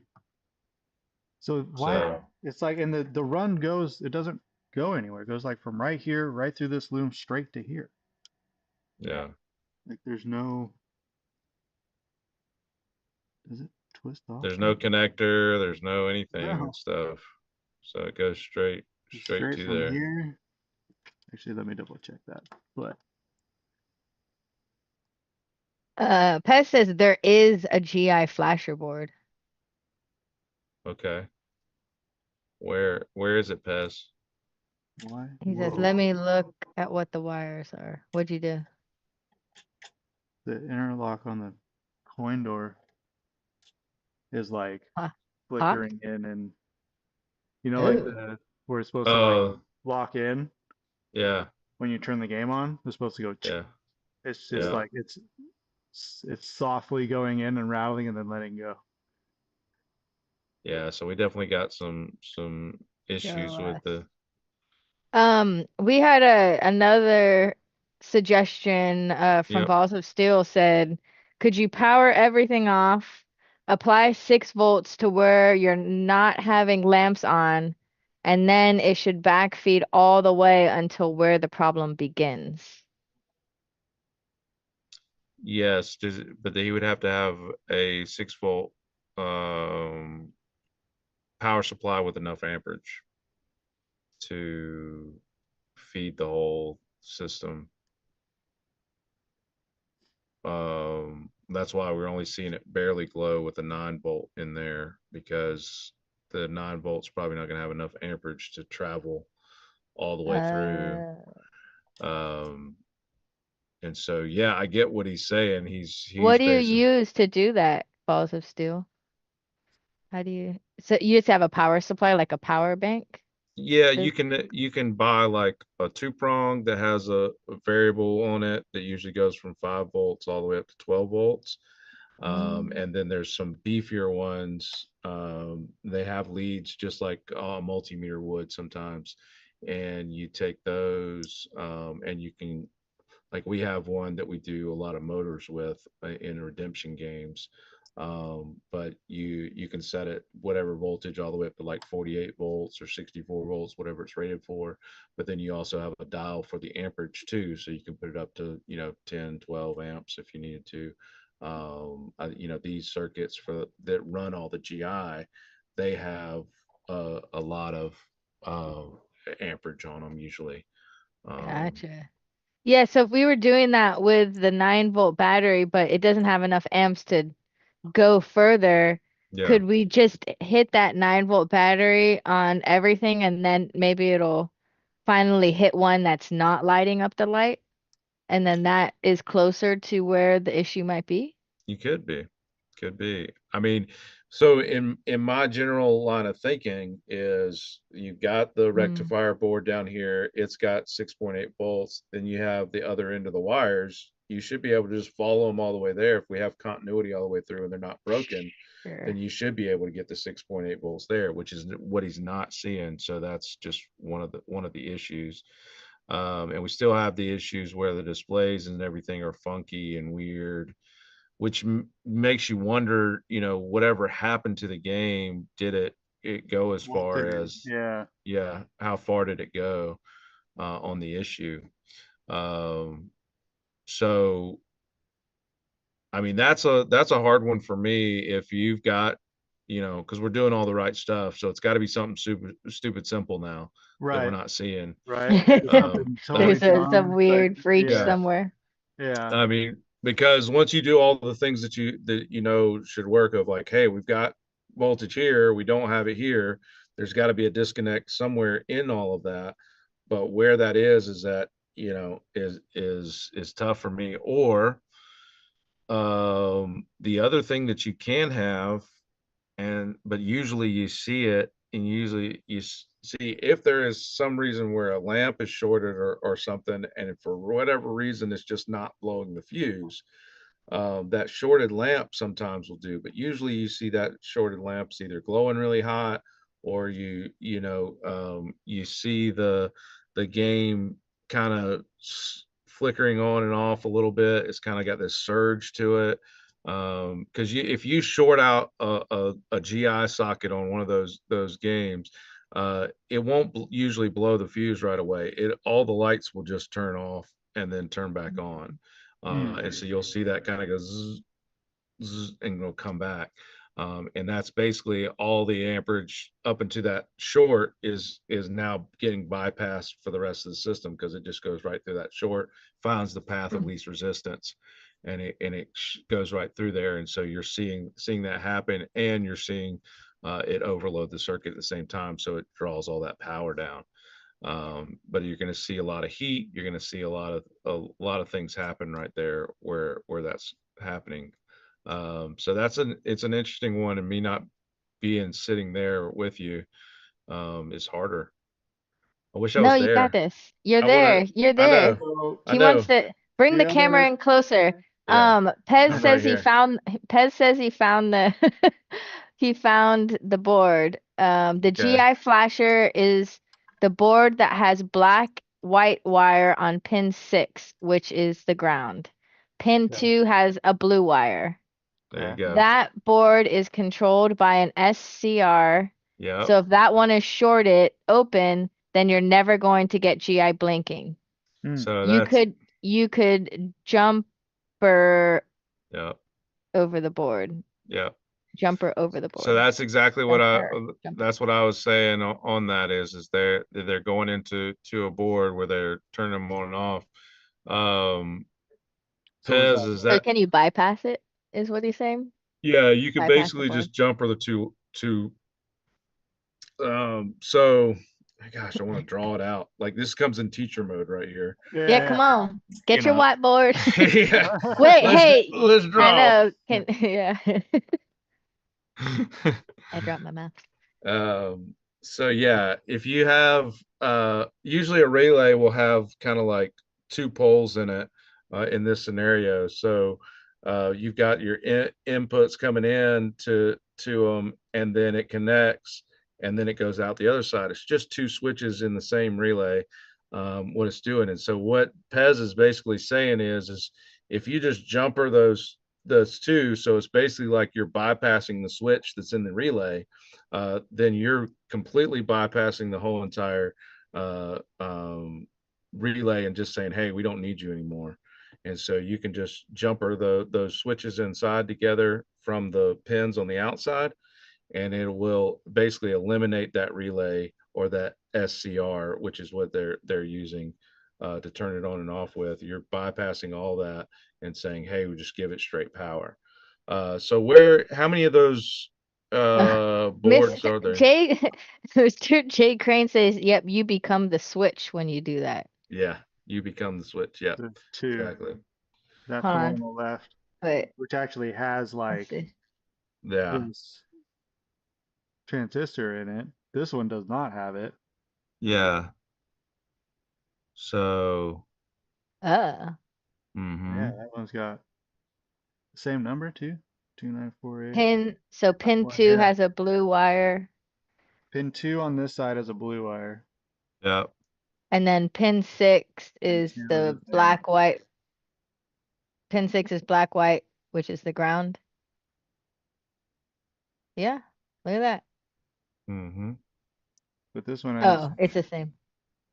pin, this is pin 2, pin 6. This is actually pin 6 and pin 5 on the other side.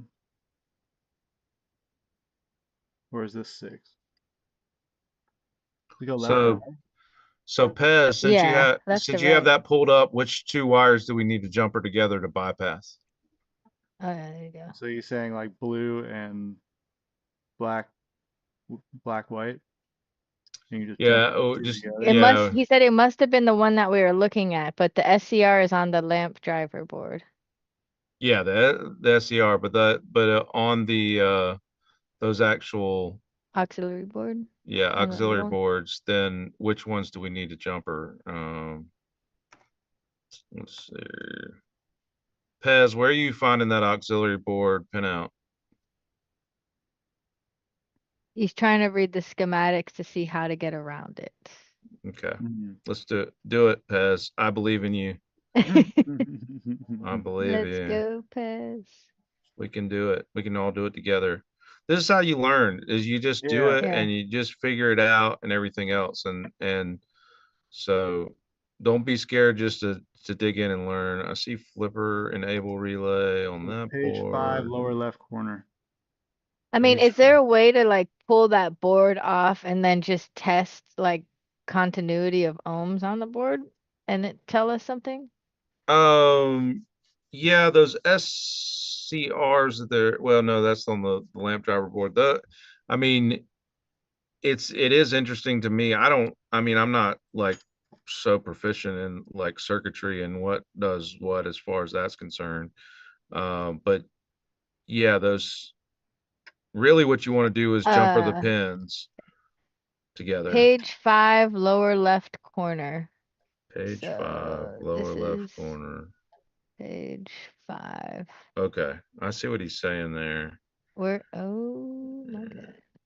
I'm trying to pull it up on the stream.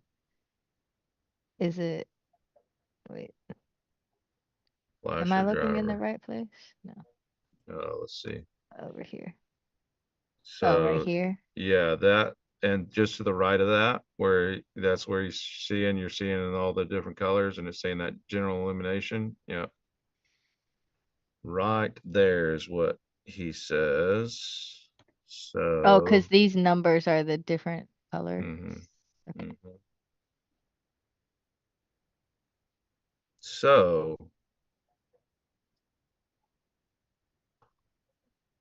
I mean, that kind of looks like to me that you would actually put the ones for that side on there. So let's see, the color, wire colors again. Oh, Do we have continuity between J1 on the rectifier board and the GI strand? I think we tested that. Mm-hmm. Yes, Yes, we we do. did. Oh, the So actual to the yes, auxiliary driver board. Between J1 on the rectifier board and on the GI strand. yeah, he was doing the continuity all the way up to where he saw it come into the playfield, and he did It for goes sure. orange to Mhm. orange, and I got And that tone. was J1. Let's do this blue. All right, so And blue's going in. Does the blue go to both? Both. Yep.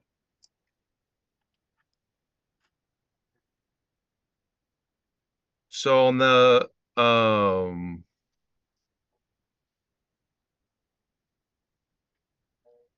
on those little boards that are in there, what wire colors are going into it?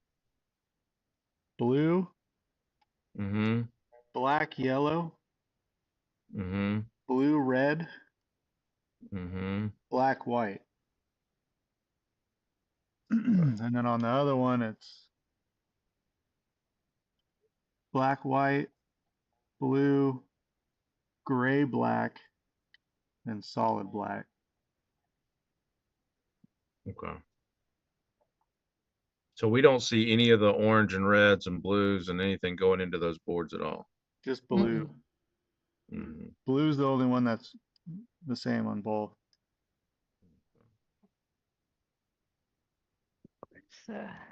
It's color key. Yeah, the color key, I always have to really look at it. I mean, I don't think it changed ever, but I still Yeah. don't Right, I still right. look at it. I'm like, Is it this? we actually use the same color key for like, part numbers and stuff, but I can't Yeah. remember. So yeah, I see the flasher driver, GI, flasher driver, GI. Oh, Ah, there it is. there it is. Right there. So yeah, so they're using one for the GI and they're using one for the other. So they're bringing both of them into one side, both of them into the other side. So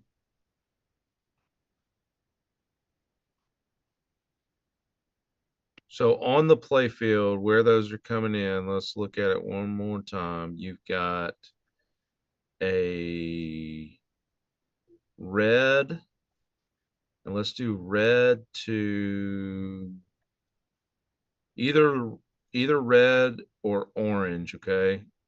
Either one of those from what I'm reading here.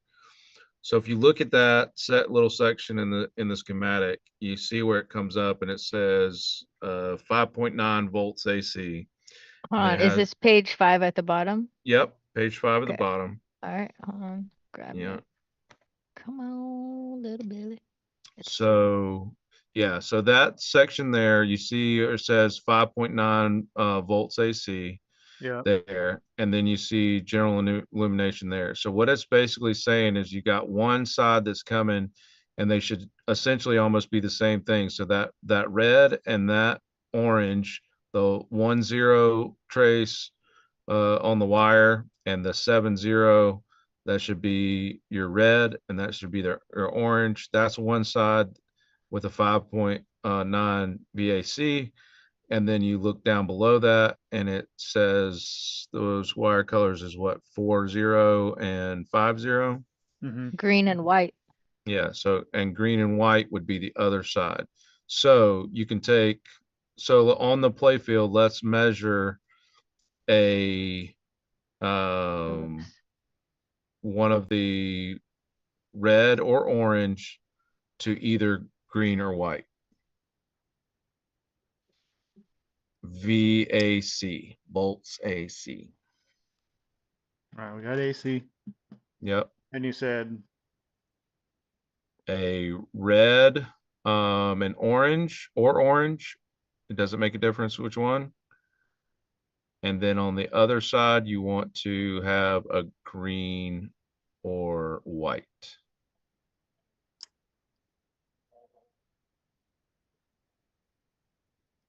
Get any voltage? nothing. No, nada. It's interesting. Can't So see. they must be, so that's running them back out after those relays, but where exactly those relays are with those blues and stuff coming out of them, it doesn't show. So Yeah, that's why is it? J1, the flasher is that's what he was reading just to the left. So Pez was reading it where there is the signal from the lamp and the triac gate mounted on power module. Oh, that's And in the behind the in the mhm, head, right? mm, Isn't that extra board that hangs off the back? that's usually a lamp auxiliary board. I mean, it may be tied into that one, but it's mounted on the power module. The triac gate is mounted on the power module. What? Oh, that's down below. The rectifier board is the power module. Yeah, it But says is power that module on the board. Can you okay? show it with the camera? So the triac gate is on there. Does it make sense?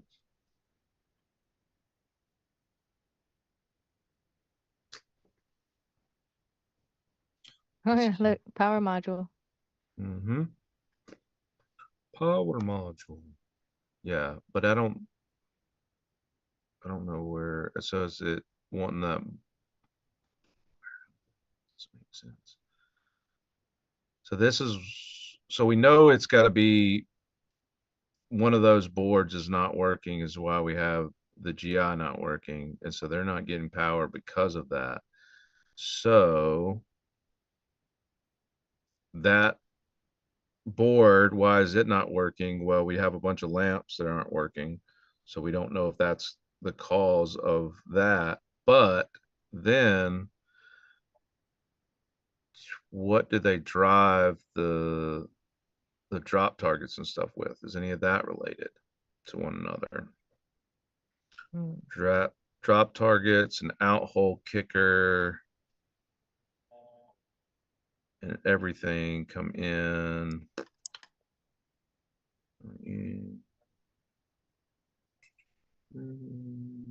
Q2.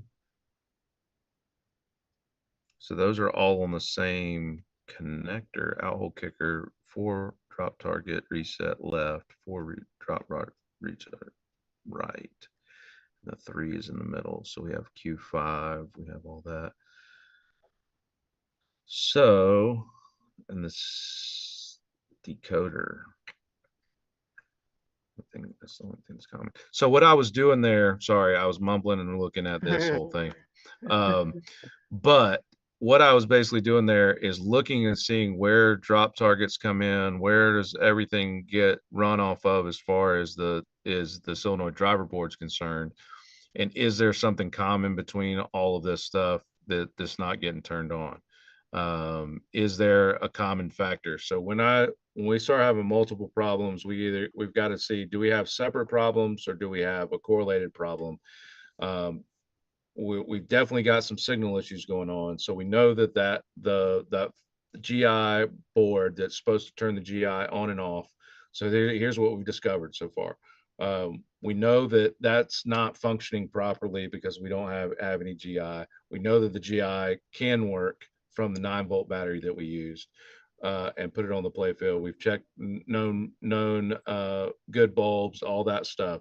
So we know that the sockets are functioning. We know the bulbs are functioning. We know the wiring can function to some degree because we hooked a 9-volt battery up to it and we got some things to light up. So we know that after that GI board is working, we know that we have power from the actual power module board underneath the game. So Yeah. we have both sides of those equations that are working. So the only thing that is not seeming to work is that flasher board, or not. It's not a flasher in that one. It's a GI on and off board, and so that part's not working. That gets driven by where it says here in the manual, it gets driven by a lamp driver, which is an SCR. They're similar in where it's a gate that turns on and off like a transistor, but it is a different component. It's not a transistor, it's an SCR. So we definitely, and in seeing that we have some of the controlled lamps or feature lamps that aren't working, then we know we have some issues there as well. So it looks like we've got a lamp board issue that's not turning on the actual switch for the GI. So we figured out, hey, we've probably got that. We know that now we have power to the displays, and the display signal is getting jumbled up.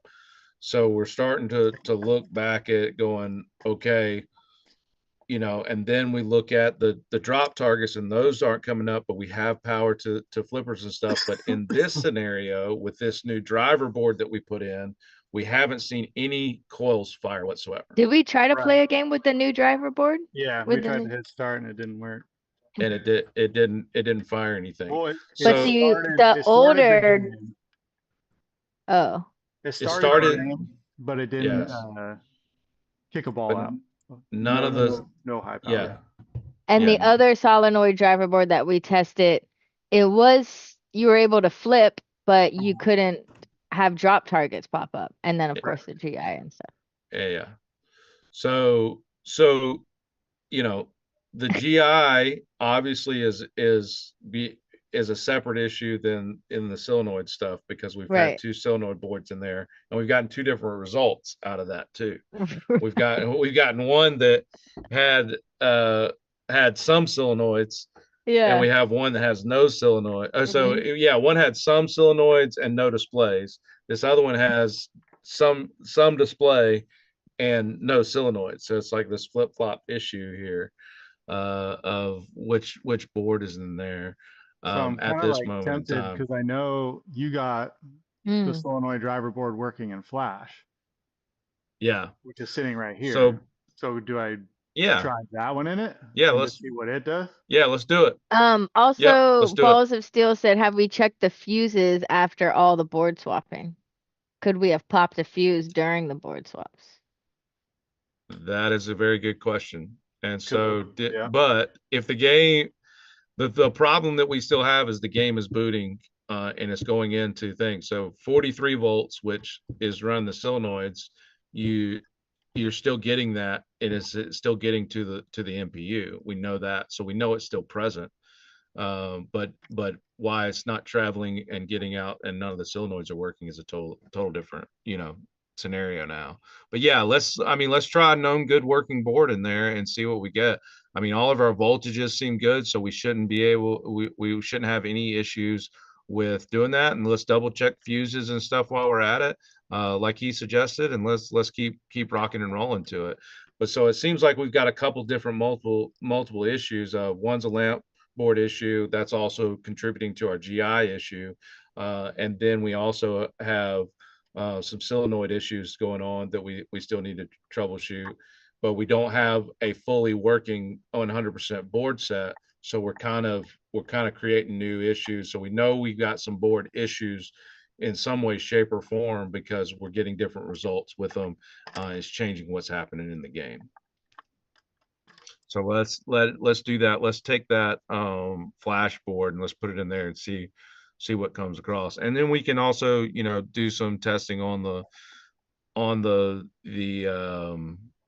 MPU and just making sure that those voltages are good. But with a Altec in there, it kind of has all the circuits and tells you pretty immediately that I'm not getting what I need.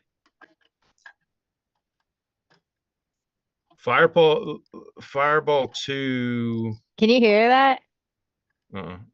Oh, good noise cancellation. There's literally Gardener's like right outside of my window, like two Oh, inches away. Oh, no kidding. no, that's funny. Fireball 2, does it actually have one of those kickback posts in the middle too? Yeah, Did you can in the save the center. ball? Yeah, totally. Oh, the mini one. Yeah. Yeah, those are so cool.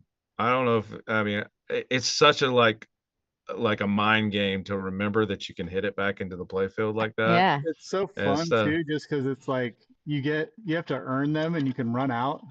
Yeah. So like when you run out and you hit it and you're like, oh man, like pretty good. Damn it, I used them all. Yeah. Oh, That you know what that reminds me of? That reminds me of it's Sharky's a shootout. small one too, compared to the big fat orange ones like in Shrek. Yeah. The Sharky's shootout, you have the ball saves on the sides where it's up post for the out Ah, lanes, and you have the center post if you press both of them, but you only get to use them all once and stuff. And so like that's it pretty comes up cool. and you do, and so I'll be hitting the side. I was like, oh yeah, I've already used that one. And I'll be bummed Ah. out. I'm like, yep, already hit it, already did it. Dang. Can I buy Yeah, another? yeah. Wait, so what do you have there? Is it This is you the have an one alt? out of this is the solenoid driver out of Flash Gordon that Phil has repinned already. Yeah. Oh, okay. So this is the Gotcha. So one that that's we've the already done these. He did this in Texas. yeah. So I And And did Flash that. Gordon is working. Yeah. yes. So we have this is a known working solenoid driver board. So yeah, so that one already has the caps redone on it. It already has the Oh, ground that's right. mods done, and it already has the 5-bolt tie together done on it as well. Plus, I redid those mail headers on the left side there as well that And were on kind of J5 crunchy on it. too. Yeah, and stuff. They were kind of crunchy, and so we know that board should be good, and we should be getting good results from it. So let's put that in and just see what we get. See if we get all the solenoids back. See if we get any different things, and then you'll know, hey, I've got board issues, which we already know because we've gotten different results. But this is how you do it in real life, right here. Hmm. Like it's a good board. It should. You know? So this is like good troubleshooting on that where it's Yeah, I done. mean, if It's what you're saying. It's narrowing down stuff. yep, and in real life, I mean, to save us a bunch of time, I mean, we don't, but we try to have a set of each of the common boards that go bad or need work and stuff like that on the shelf, so we can just pop a good one in and see right away. But in troubleshooting, the biggest thing that you want to make sure is that your voltages are good. So and so we've confirmed that at the power module, and we've seen them come up and be good at the driver board as well, the solenoid driver board. So we know that our voltages are in a good spot. If you don't want to just start swapping boards if you hadn't checked your voltages yet, because if you've got 12 volts or even 6 volts going over your 5-volt rail, you'll Yep. blow every chip on all your Thank you for boards. mentioning that because that Every was gonna be my yeah, question prompt of like the yeah, risks of swapping boards because we have seen that happen. If you're not, if yeah, you don't check all those voltages like you showed us how to do at the beginning of this episode, then yeah, yeah, swapping a board yeah. could make things worse. Yeah, you could end up messing up. Yeah, and that's where a lot of people get in trouble too, is that they just throw new boards in before checking those things, and now you may have ruined your new $200 Hmm. board or whatever too, because something was already an issue. Or you blow the transistors on it right away because you didn't check the coil and the diode or whatever else was locking on, and so you create that same issue again with that board. But yeah, as long as you check the voltages, you should be good. So what do we got with that one? I see displays are Same, on, same. Displays are but they're on. doing that same, Same yeah, deal there. same There's thing. still no So GI. I did hear it try to kick um a high coil though. Like it kicked something. It I tried to don't- kick. I Yeah. think it tried to Okay. kick So let's try to start a game. him. And So it kicked It's on. on. Yeah, you got a ball? uh, We also got a comment from Sasha, said there is a DIAC mounted next to the power module. It has some function in the GI, but not sure if it is only for the playfield. Check if it's connected. there you go. So another little So we got flips. Oh, And- sweet. Man, your Whoa. noise cancellation is really good too. We couldn't even hear the flips. Hold on, I'm gonna turn on this stand camera a little bit. Do we have any other solenoids? Something's very weird. What's Okay. what's going So if I on? hit the center pop bumper, the center little demon guy flips, Well, and then you hit the right top right pop bumper, and that's activating the kick out at the top. yeah. So we got some, So let's check the connectors real quick. I'll tell you exactly what's happening. He's getting some points. Yeah, at least you got some points. I yeah, know. That is seeing the wrong data signal or missing some data signal in the solenoid section. So on the MPU up there on that top left Yeah, bring it in. connector on the MPU, the bottom 4 pins are for your solenoid, and then the bottom right connector on the solenoid driver board, that's where it talks to it. So you have 4 of the bottom pins on the top left of the MPU. Sorry, top left, that connector, the 4 bottom pins on that. okay. And then I don't remember, the orientation of, but the bottom right connector on the driver board, bottom right. On the solenoid driver Oh. board. Yeah, solenoid driver board. Yep, that one right there, this little small one. That is where the signal comes in for the solenoid drivers. And so it has 4 lines of data. And if one of those goes missing, so say it's trying to do solenoid 13. Well, if one of those lines missing, then the solenoid driver board may only see the 3. So it fires solenoid 3 instead of 13.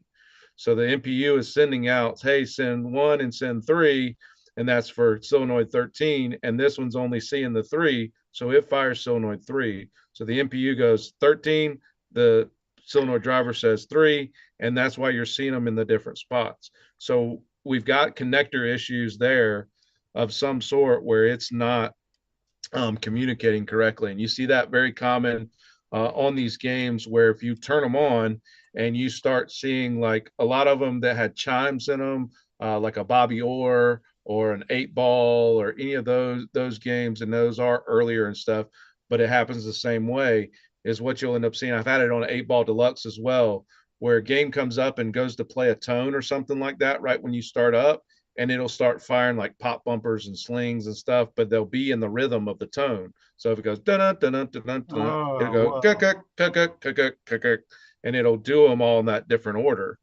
And so basically that signal is just missing a data line, and so it's getting it confused of which solenoids it's supposed to be firing. So that's what we're seeing there, is there's stuff's mixed up. It's seeing this switch up here, and now it's telling it to fire a different place. So now it's like, okay, do we really have some MPU issues where that signal is completely messed up? Or do we have connector issues where that signal is getting sent to? Because it should be, when you hit that switch, it should be telling, that pop bumper fire. And right now we're seeing the actual like ball saber fire. Mm-hmm. Colin brought up a very good point. I wanted to ask, since we are using the Alltech Ultimate board, which works across several different games, can you double check the dip switches that they're set exactly for? Just thinking. So if you can Because look if the dip switches are switched on for like the Flash Gordon, then it's not going to be reading those solenoids correctly. correct. So we pull that up. Do you I don't, have the? I Oh, don't have okay. the All pamphlet right. on me. That's what We'll I was look. just looking for. I literally walked away to find that book because I was like, wait a minute, maybe the dip switches are wrong. I Yeah. I'll tech. Let's see had if it we can a pull it minute, like, online.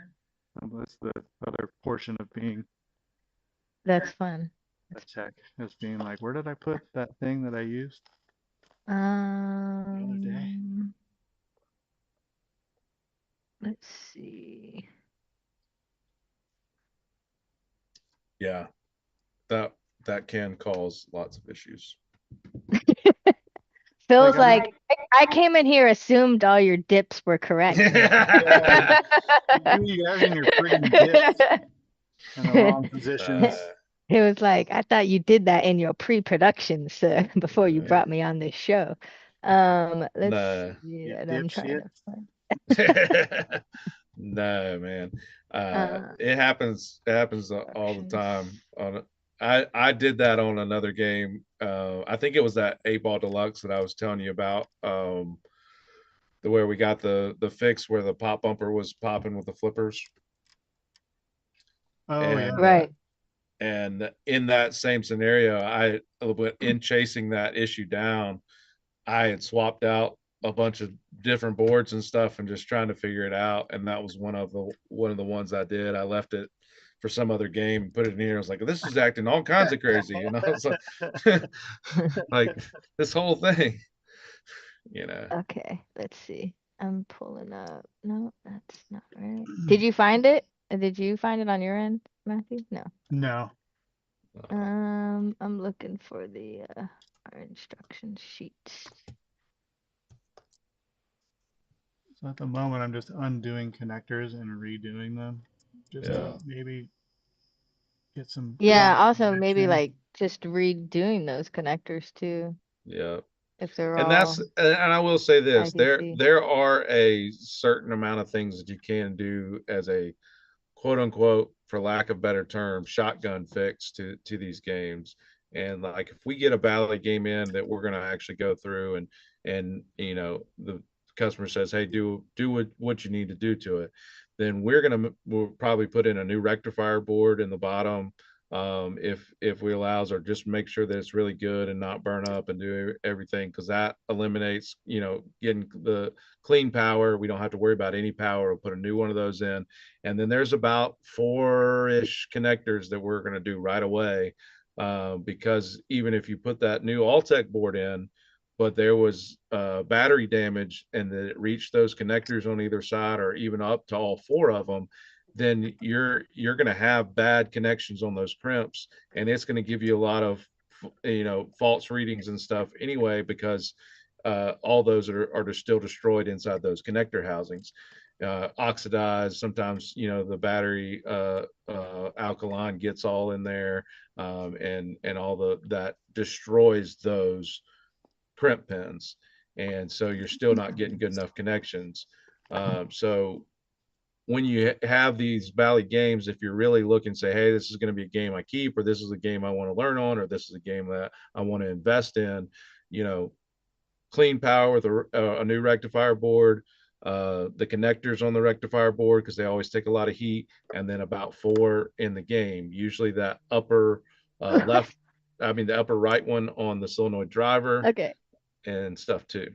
I found it, and it's Found funny it? because I have this old tutorial that me and Kyle did that I need to finish and post, but Kyle's actually holding up the instruction sheet and I'm panning down it, and we panned down and I could see it. So it's 0 0 0 1 1 1 1 1.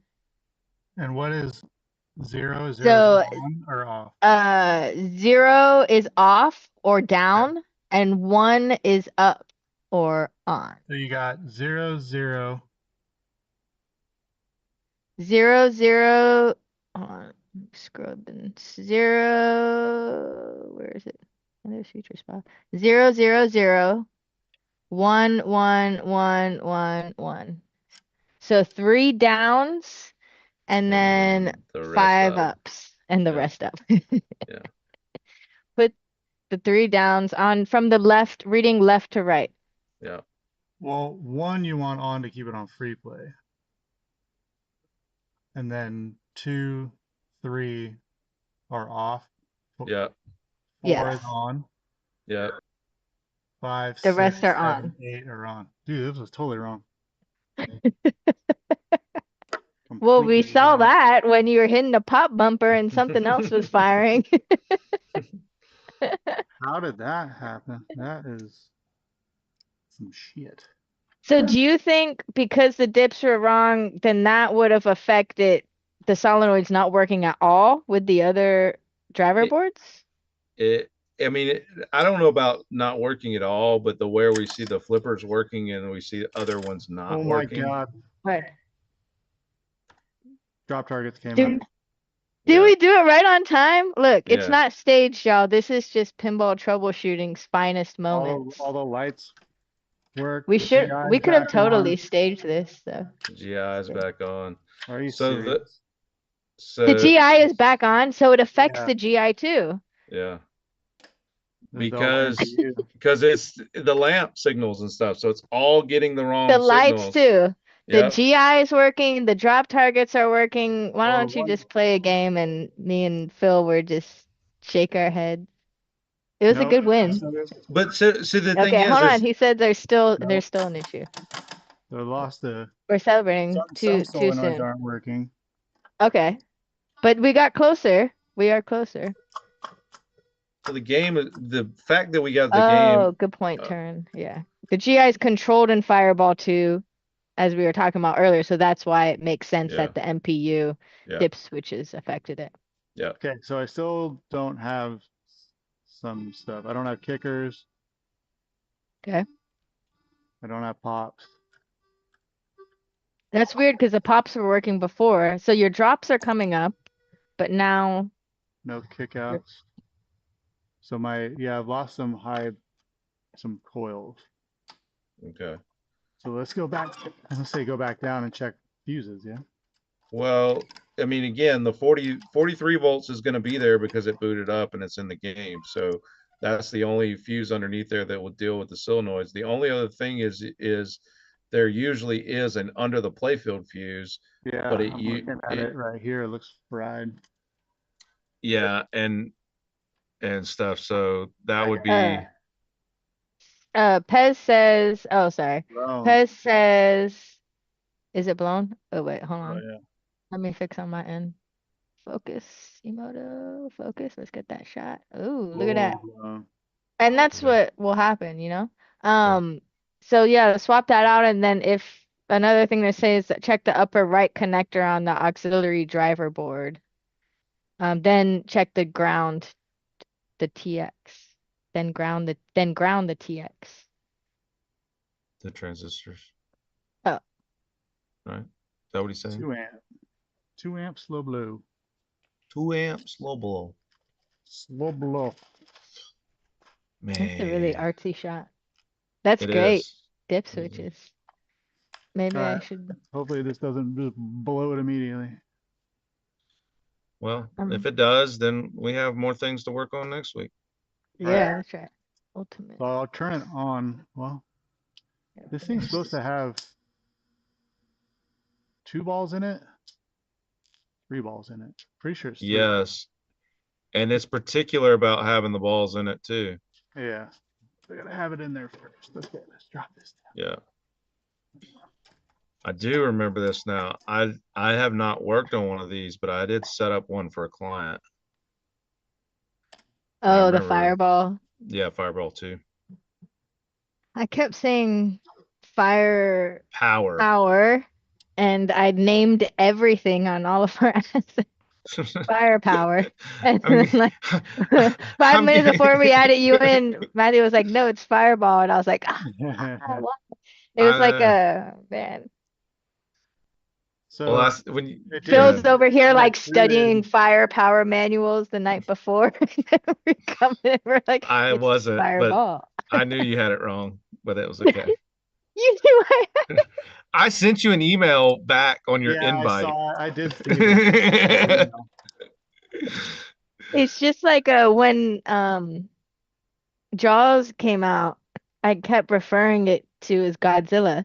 Yeah. And I don't even consciously know that I'm saying it. And I'm like, we're doing a PinTech Live, and I'm like, this Godzilla game, and everyone, as in Keith Elwin, is like, dude, it's Jaws now. And I'm like, I don't know why, it's just stuck in my head. All right, what'd you All right, find, we got this. Matthew? So the drop targets didn't reset at the start of the game. So it did it the one time, and then no, it didn't. Yeah, no, it didn't. So I'm just kind of reseating these connectors up top.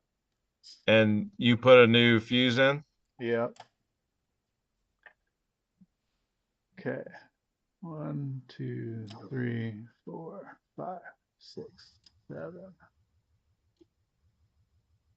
And it should fire up and reset, right? Yeah, they should. But hit start. See what happens. I mean, see if your fuse is blown again. And you know you got bigger issues. Bigger fish to fry. We got flippers. Whoa, gave me points for flipping. Hey, Interesting. yeah. No pops. No pops, no kicks. Oh yeah, wait. Can you guys hear?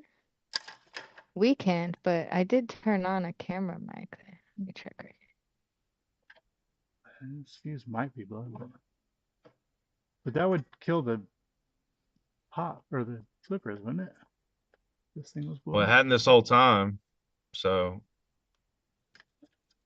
Interesting. take it out and check it. Interesting. Because then that means we got something on the playfield locking on and blowing that fuse, and then that's taking out several things at You the same guys do time. have a little bit of ambient audio from this shop, which is good. Yeah, it's done. Toasted it. What's So, toasted? The fuse that- again? That 2 Yep. amp that I put in there just blown. Brum, So brum, something else is going on. So, Something's touching something? well, I mean, something is locking on or shorting on the playfield in some way, shape, or form. Yeah, I'd make sure all those are Spunky good. has entered the chat. What's up, Spunky? Is the ground braid from the lower cab screwed into the upper cab ground braid? Yes, it is. Oh, you know what? Yeah, this drop target reset coil is It's stuck on. frozen. Completely There we frozen. go. See, now we're cooking. Well, Yeah. now we're finding yeah, he's all the toasted. So stuff. that one's completely. stuck on. Oh, he's Oh, the Yep. coil? It's roasted. Ooh, the show coil's us. Roasted. Show us. Show us. What am I gonna do? You use your third hand. Yay. Use your core. Yeah, that Lord, is something I struggle with, look at that. doing that maneuver. And All right, it's hold on. like Wait. you can't do shit with it. Oh Mhm. no. So he's done. Yep. So Okay. that's so here what we had is that original driver board you put in had the display issue, but that fuse was probably blown, so we weren't getting any of the resets on the drop targets. And then we had issues with the signal for the solenoids and the lamps because the wrong game was chosen on the MPU. Yeah. So we weren't getting any GI, but we knew, like, what do we say? We said it's something had stupid everything. simple Yeah. because we had everything right on either Right. end. So we knew it was something stupid simple. So we did that. So here we are, and we have a game now that probably needs a new, it may need a new transistor on that board just because that one was locked on and it's blowing. But with that, you may have not left it on long enough and the fuse may have saved the board because that drop target reset, when it goes to fire it that first time, is probably locking on, blowing that under playfield fuse. You lose the pops, you lose the drops and everything. So if you cut that out of the game, replace it, and put a new fuse back in, turn the game on, see if it locks on right away. If it locks on right away, then you know that you have a transistor on the board that you need to change to. Right. And after that, you should be really, really close Really close to to having having it. it, yeah, being right. Yep. That's fantastic. A lot of Okay, fun, so weird little stuff. you Mhm. have a Marco shopping list for a new coil, Mm-hmm. Yeah, potentially some transistors that you're gonna flag, and yeah. find out a few more. You can put in that order using a PinTech live code. And Yep. Yep. then next week we can come back and install the new coil and install the new Well, transistors and let's. maybe do some connector. Mm-hmm. What coil number is this? Is it the same? 261900? Says 261900? Hold on a big second. ones.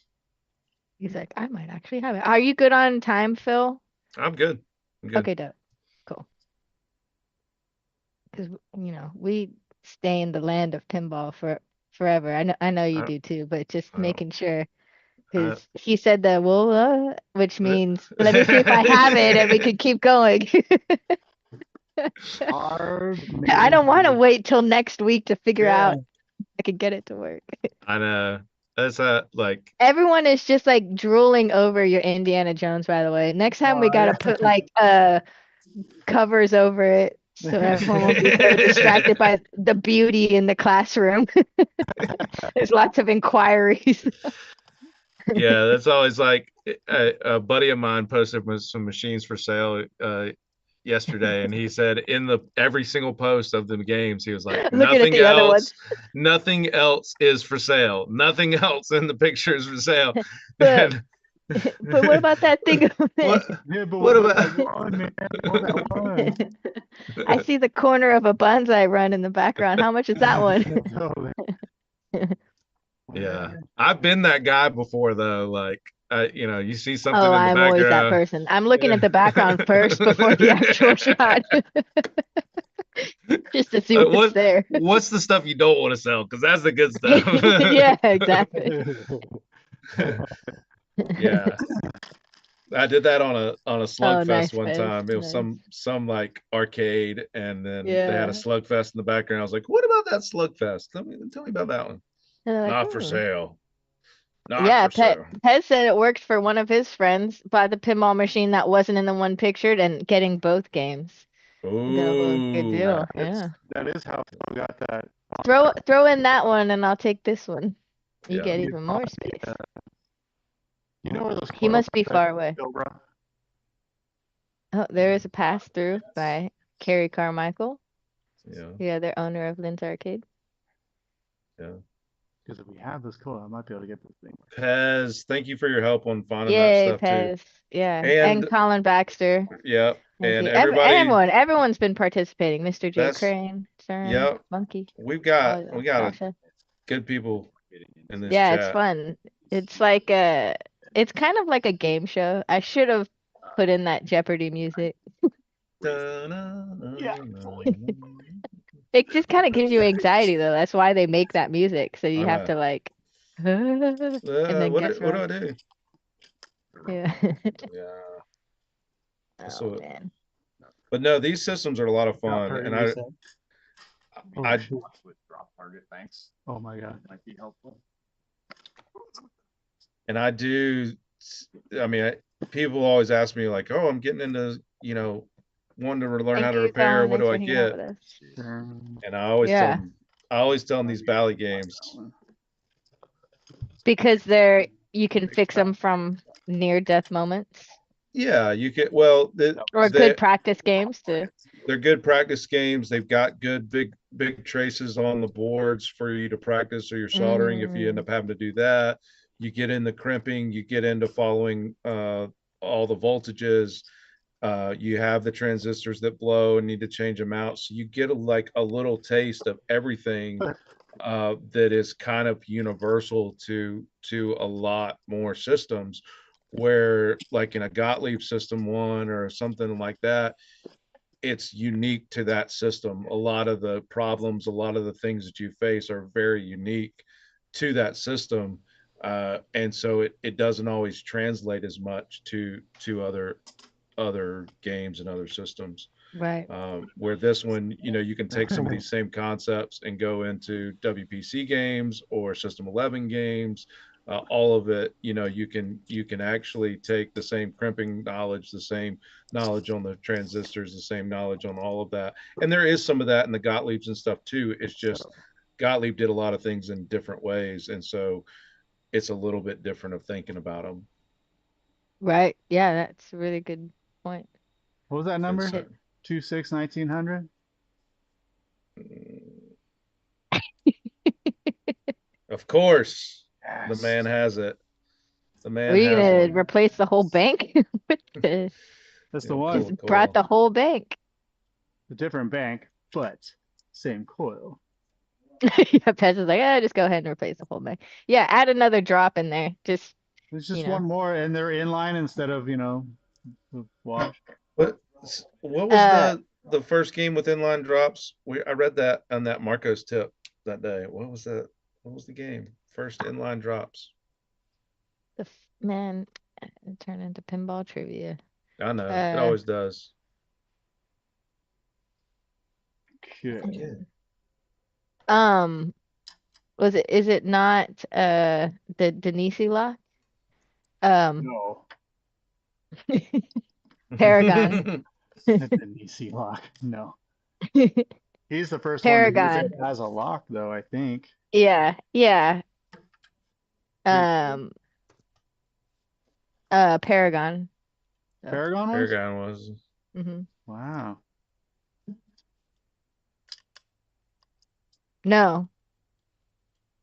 1960, no. Okay, what's the it was made in 1962. What's the first drop targets introduced by Williams? What game? 62.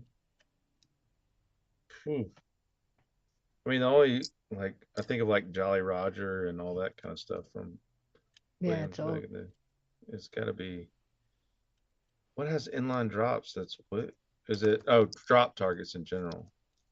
Just drop targets in general. Yeah, yeah. Uh, The inlines were Paragon. This is just the yeah. first introduction to drop targets in 1962. 1962. I don't know enough 1960s Yeah, games, I I don't don't think. Right? either. Tell us what it is, Moto. Um, the internet says Vagabond Pinball. It's an old Williams. It was a Steve Cordett game. Now I gotta look it up.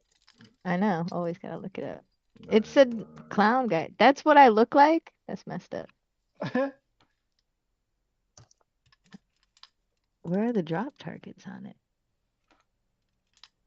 I don't even see a drop target on it. Yeah. Oh yeah, the very right under extra ball. It's just one little super flat drop target that you shoot straight up at to get 100 points. Oh, That's pretty cool. that is cool. Oh yeah, and then they oh man, okay. I wish I could. Oh, hold on. I gotta pull up this. It's a really cool photo, but I'm on the wrong computer. So hold on. Let's see. Oh, Back up.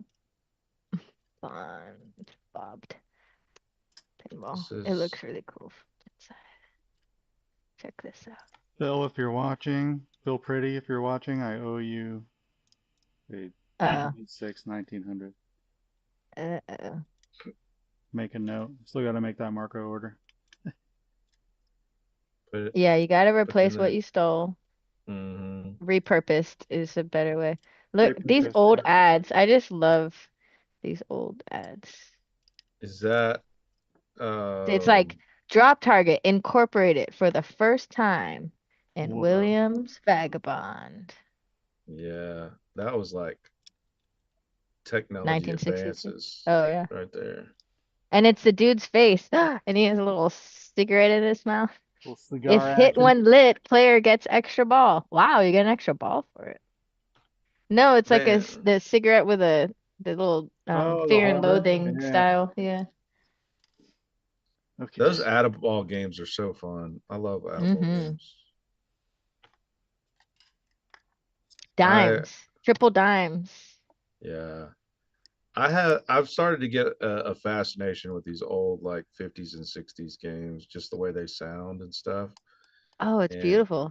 The way they uh smell, it's yeah, Oh, the way amazing. they smell is the best thing in the world. my It really wife is. hates it.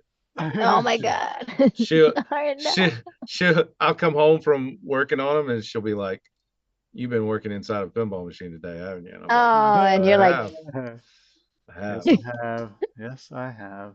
you're like every Funny, day. you Yeah, should ask. yeah. But it's especially these old EMs, the way they smell and stuff. But we did a Big Daddy, I think Williams Big Daddy, and it was just like, man, I kind of fell in love with that thing, just the way it sounded and stuff. It was for a customer up in North Carolina. And after that, we got a couple more really old ones in and stuff. And it was just like, man, there's something about that tip. Oh, Pez says own out that coil first before you go through the Well, it, Good process. Okay. call, buddy. uh, yeah, the new to you coil. And Biatch is here. So to give everyone a really quick recap, we're Yeah. working on Fireball 2, trying to get it working. We've got it all the way down to where we found this burnt coil and this drop target mech. So we're currently putting in a new coil into the drop target. So Hmm. then we can Yeah. further assess our It's next good. Thank you, steps. Pez. That was a good call, sir. Just in case, right? Never know. You never know. Do you want to, I know it's probably not the easiest angle, but if you could give us a cool angle of what you're doing and kind of walk us through how Totally. you're swapping out this coil while it's still in the game I'm versus doing my taking off the best mech. to not have to take this whole mech apart. Yeah, we I'm see trying to that. go like it's kind of I stupid see you probably, removing but stuff. I'm trying to do it in a way that I I just don't. hear I Only just hear super. Kyle's voice in my head every time I think about that because he was so much like, just take it off the game, just do all the Yeah, stuff. because he's also like 10 feet tall, so he's like, if he's in a game, he's just Yeah, like, "Brr, my but back." but I Like would see how like, I can do that? Like so now I didn't have to take this whole mech out. yeah. I was able to get this thing out Sort of. without taking it all the way apart, which was just I just like doing it that way. It's just Yeah. how I like to do it Well, sometimes. the drop target banks and stuff on all those old ones were so hard because they were, most of them were all hardwired in, and so like even if you take it off, like it's not coming off the game because all the switches and everything Uh, are still right. attached and Yeah, everything. yeah. It's just like so much hassle to completely remove the mech for the bench. Yeah. And so there's a lot of times where we would put a board across, the Oh over the Yeah, yeah. I've had to rails do that. and set it Yeah, down on there just because, I mean, that's a good tip. I will say though, I still like working on drop targets better than pop bumpers. Setting. Yeah, me too. Pop bummers are a pain sometimes. Yeah, I've done the drop target, uh, worked on them, but I have not dove into the pop bumper rebuilding, which is why I keep having you make those pop bumper seminars when we go to show schools. Now do it on this game. Let me see what it looks like. Yeah. Yeah, now do it on this game. It build up my confidence because there's a lot to it, and a lot of it's like those little puzzles that you have to put together exactly for it to Yeah. go together with this little spoon and the skirts and You just, all that stuff has to just stack in the right order or it's not gonna yeah, look and then right. the making sure you have it like hitting the ground braid. Yeah. It's definitely intimidating. We're like flipper rebuild, I I feel was like is the easiest mech to work on, and then drops and then pops would be last for sure. Flippers are the easiest just because they're the easiest to get to too. I mean, Yeah. But there's not there's much you can mess up, right? no Though you can still mess stuff up for Yeah, you sure, the definitely but it's a have to good call it right. introductory to under the playfield. yeah, Yeah. the biggest thing that you have to worry about with stuff on flippers is just making sure the wires all go back in the right spot, especially when you have the double stack into stroke switches, where you have one that's a high voltage and then you have like a lane change switch that's a low voltage one. And so if they stack them right on top of each other, and there's usually fish paper in between them so they don't touch, or some sort of separation.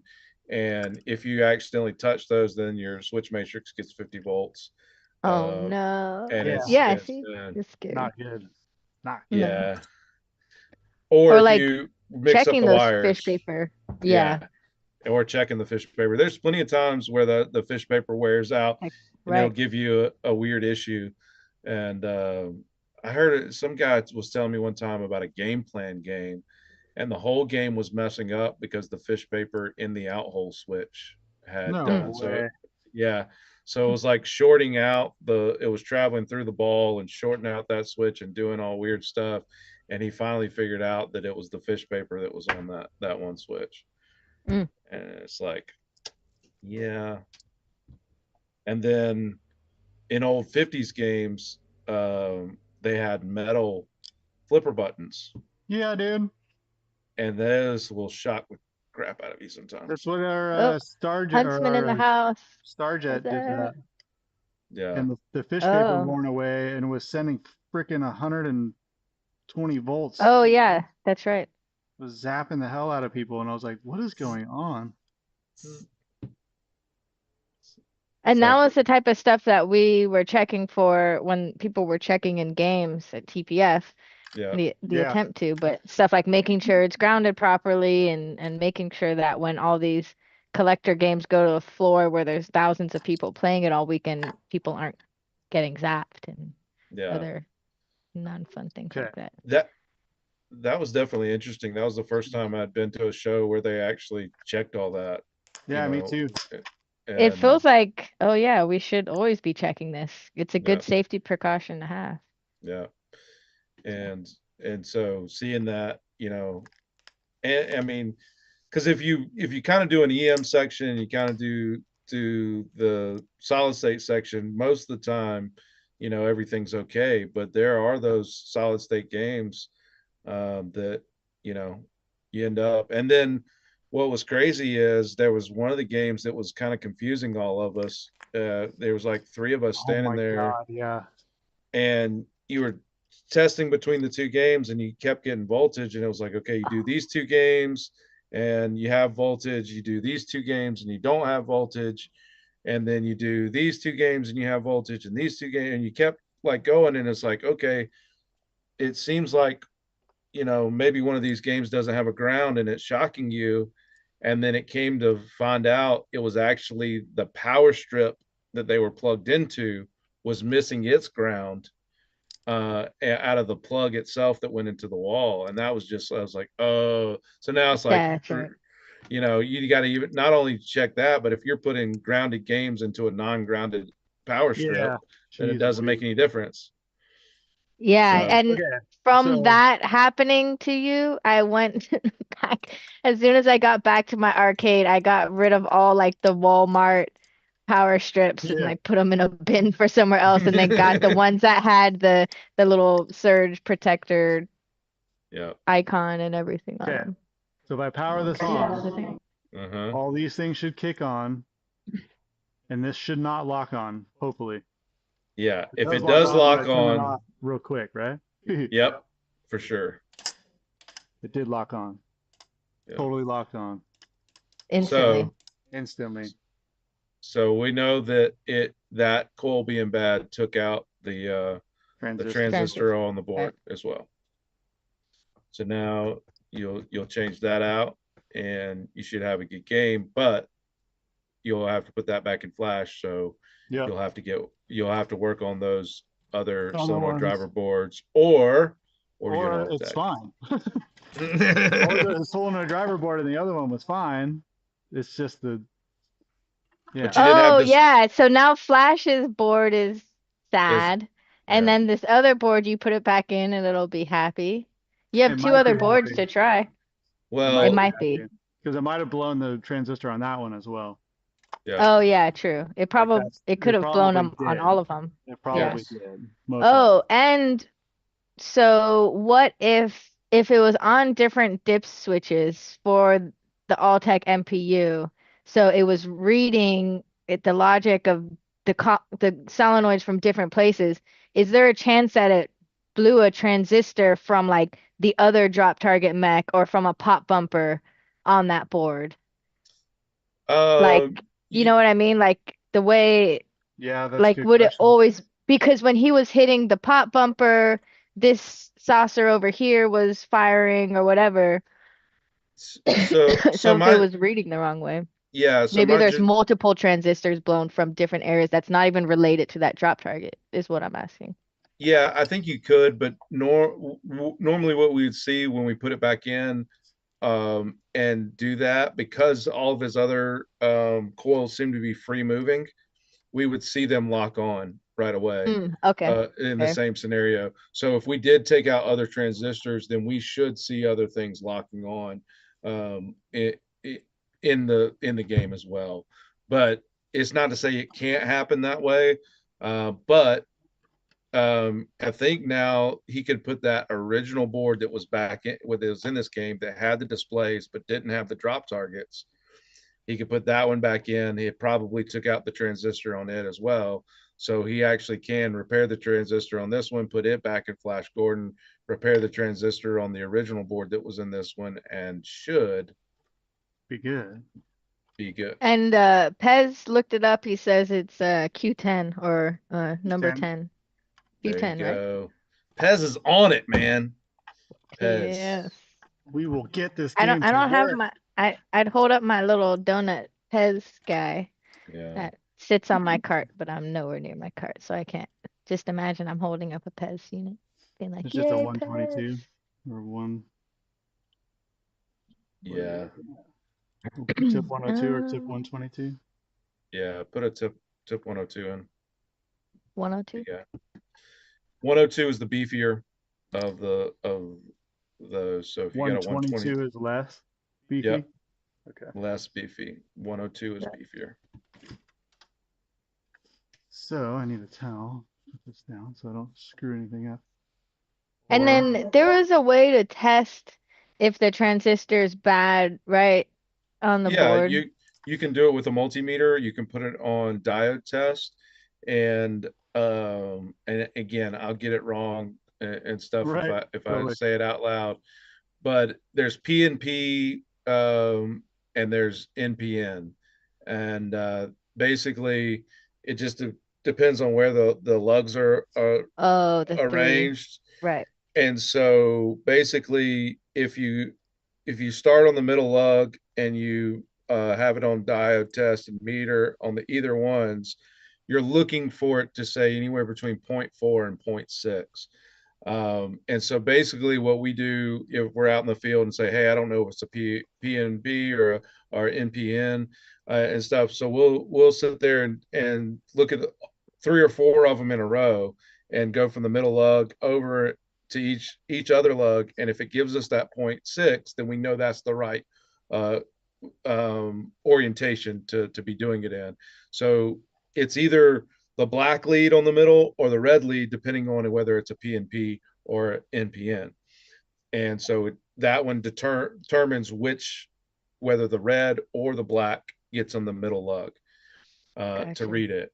And so we just kind of flip flop it, and we wait till we see those numbers, and we go, okay, all four of these are showing me. If I put the black lead in the middle, it's showing me 0.4 or 0.6 between there on both legs. Okay, so we know that's the orientation. On this one, I put the black lead in the middle, and I go, oh, it's open line, or oh, it's shorted, or on one of those legs on either side, and then we know that one's bad because it's either open line or it's shorted, where we should be seeing a 0.4 to 0.6.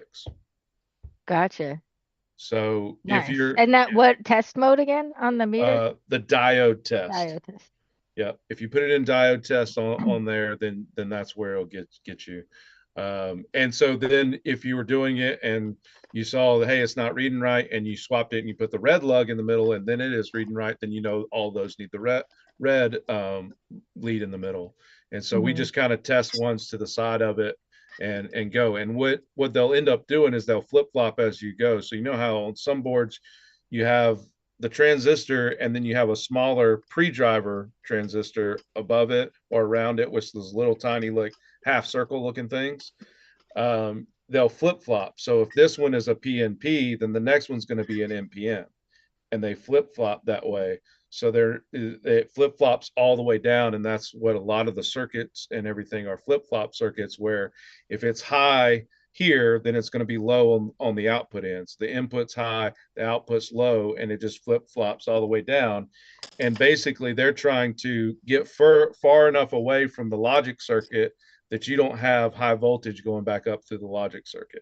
And so they're putting all these components in place so that there's a less of a chance of the high voltage traveling back to the MPU. So it's basically a Nice bunch of explanation. gates. It's a bunch Right. of gates that you have, and it's saying, okay, we're going to hit this gate. If that gate blows up, then we're going to hit another gate, and if that goes like it keeps going, and it's going to try to protect itself. But in tips here. and Are you in the looking for transistors? Yeah. and in these scenarios, so there's a lot of times where if you get back into the logic part of these where it's the chip on the solenoid driver board that actually got affected, sometimes you can know because it'll affect like some of those chips that are on those boards. They usually go in like, oh, I can run 2 transistors, I can run 4 transistors, I can run 8 transistors, and it'll have that. So if you have a chip that's messed up, you'll usually see it in those numbers. So you may have 4 solenoids messing up, and you go, if I have all 4 of these solenoids messing up, then I really need to look at the chip because that chip runs all 4 of those solenoids. So the input output there all goes through that one chip for 4 different solenoids. And so, oh, I had all 4 of them mess up. Maybe there's a deeper issue in there. Same thing happens with lights and stuff sometimes too. Any of those chips that they run multiple lights and stuff, and if you have a bunch of them that are all with that common chip is the one that's driving them, then you may actually have a chip issue and not just individual transistors or SCRs or things along those lines. And so we run into that sometimes where we change out the transistor and we still got issues, and we go, well, where is it? Well, it's got to be a little bit further upstream. How far upstream did it go? That's why Colin earlier was asking if our chips were socketed to Yeah. kind of get that head start of being like, oh, you Yeah. might be swapping out some chips. Well, and on hopefully we the don't have to. yeah, and on these systems too, when we had the original boards and we didn't have all tech so much and stuff, if you had switch issues but didn't have lamp issues, we would do the same thing with those 6821 chips, the microprocessors for those.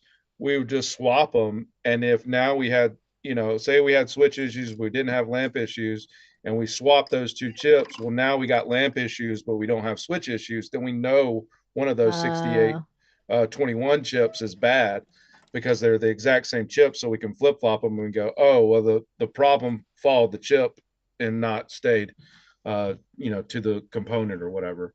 And so then you can actually figure out, oh, I have a bad microprocessor here, and need to get a new one.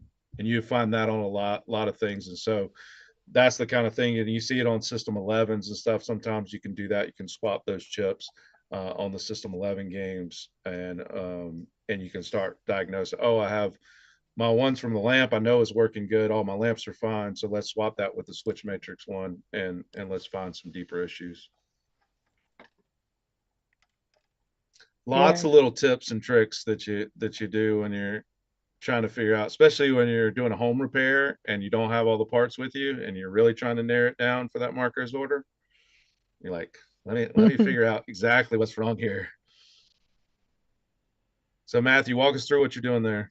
So I'm checking the transistors, Mm-hmm. but they're all reading the same. Even the one that was blown, supposed to be blown.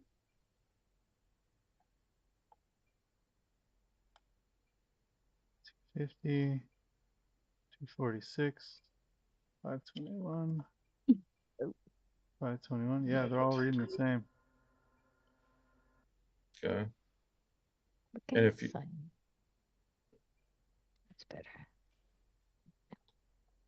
Yeah, they're all reading the same. You can see. well, we, You're mhm. in diode mode. Okay. I can't see what the top Oh of yeah, that number is. can you tilt your camera down a little and also to the right? Yep.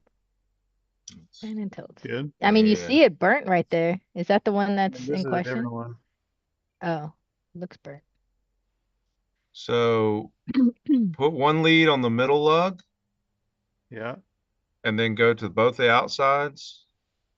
So that's Oh, 0.5. 0.5. Yep. Yeah. And then that's oh, that's 0.5. So 0.5. that's, yeah. So that's what we want to see on all of them is that because that's in between that 0.4 and that 0.6. And so we want to see that on all of them. And so he said Q10. Do you know where Q10 is? Should be this one, I'm pretty sure. They're all doing the same.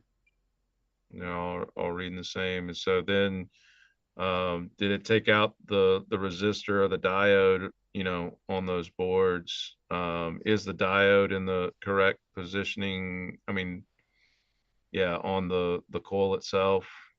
Oh, I mean, yeah, it matched Yeah, the last coil. yeah. The Q10 is here.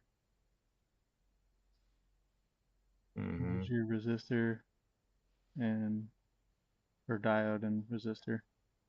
Yeah. So I mean, if it's locking on, in my opinion, I mean, I would go ahead and change it out, even I if would it's do it testing anyway, good. right? That's what Yeah. I would do.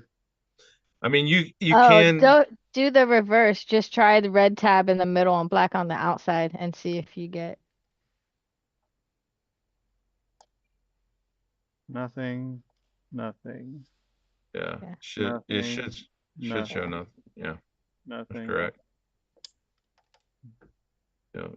Open line, open line. Yeah, see if you get open line. Mm. Yeah, I get Open it. line means it's not reading.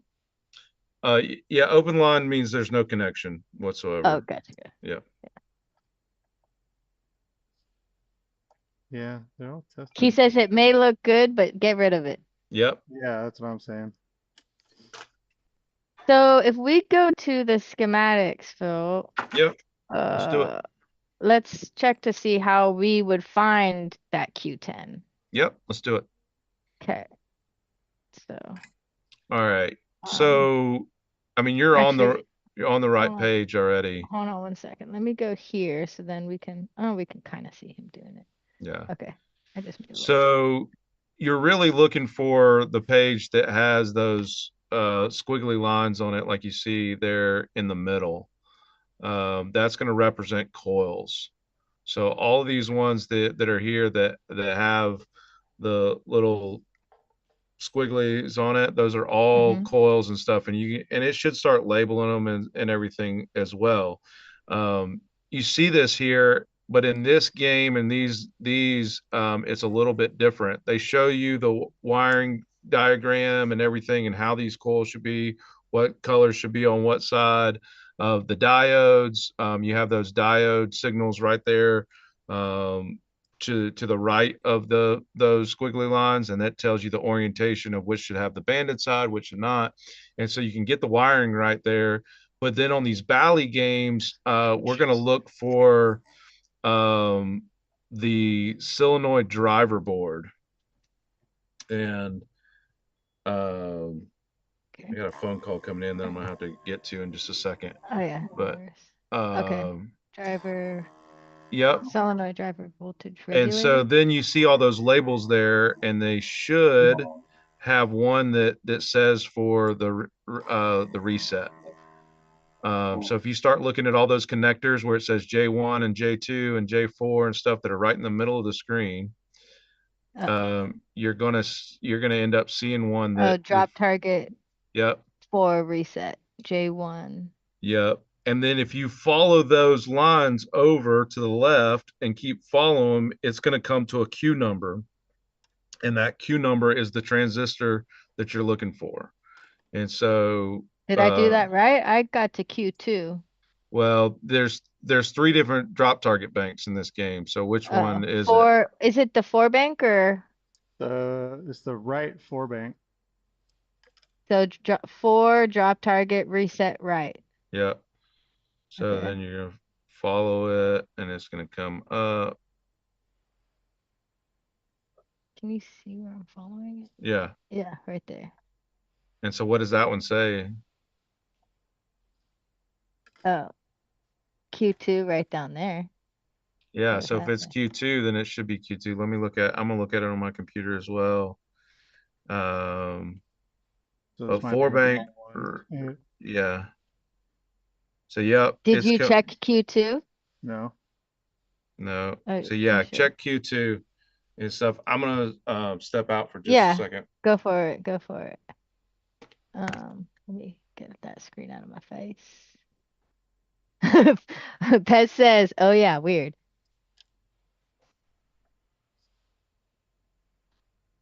All right, where is Q10 on here? Are you? I'm doing Q10 at the the- moment Oh, because I'd already gotten it out. oh, okay. Q10 goes to the right thumper bumper, the right pop bumper. Maybe Pez was doing like me and he was looking at Firepower 2 instead of Fireball 2. Yeah, maybe, right? That was my issue this morning. Do you have more Yeah, I got it more. I'm good. tip? We're doing a tip 122 in here. It's supposed to be a 102 because it's a beefier version, but I only had 122s and they work. They're okay to use, but they're just not as strong. Oh yeah. He looked at it and he saw because it does say CO10 or something for like coil test 10 or Oh. something like that, but there is something else in there. But yeah. Yeah, it So happens. All good. It's all good. yeah, we're right here. So that's what we did. We followed this up,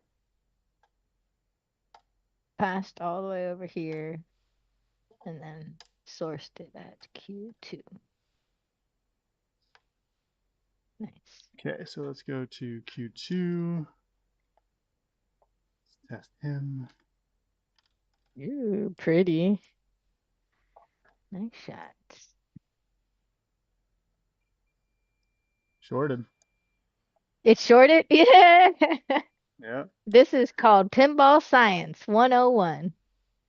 It's okay, Pez. It totally was perfect for this episode to have that because it allowed us to go through the schematics, look at it together, and really follow that trace to see. So Well, and then that's great. actually, we're gonna replace the right one now and not have it lock on again. And be like, why did it? We just did the thing.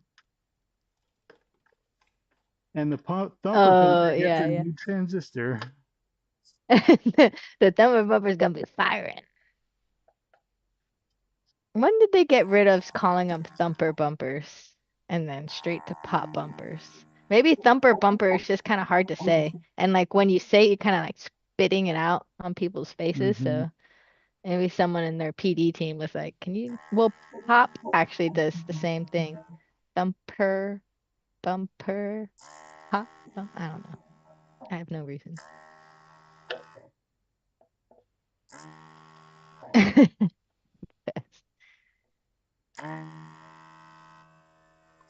That emote is awesome. What Okay. are your tips for taking it out, taking the transistor out? Can't really see.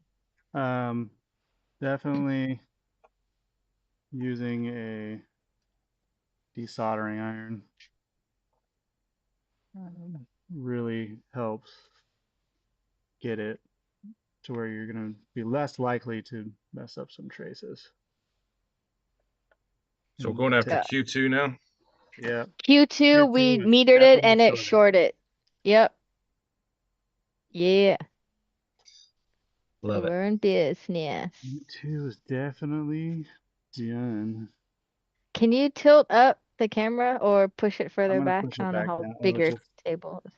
putting that back in. I know we wanted to see it. That's the money shot. Do it again.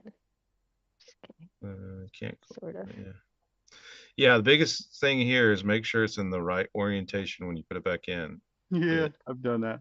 That sucks.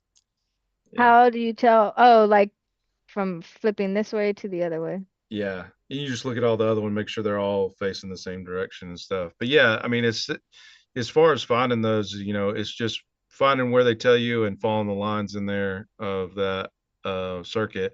And so what I was talking about before about having the pre-drivers and everything, uh, where we were following up to see that Q2, you will actually see they'll have another Q number that's the pre-driver, and then that'll go on to the actual chip that's driving it, and you can keep following it all the way upstream, and you'll see throughout the whole entire flow of where that's going, all the components that are involved in driving that solenoid or driving that lamp, and you can see how far back it goes, and then so this one is actually showing all the way back to that uh, chip there that is actually running all of these and telling it which is Oh, this getting is the chip, this U2 yeah. binary thing. Oh, okay. Yeah, so it's actually getting the signal from the MPU that's saying, "Hey, turn on solenoid 1, solenoid 2, solenoid 3,"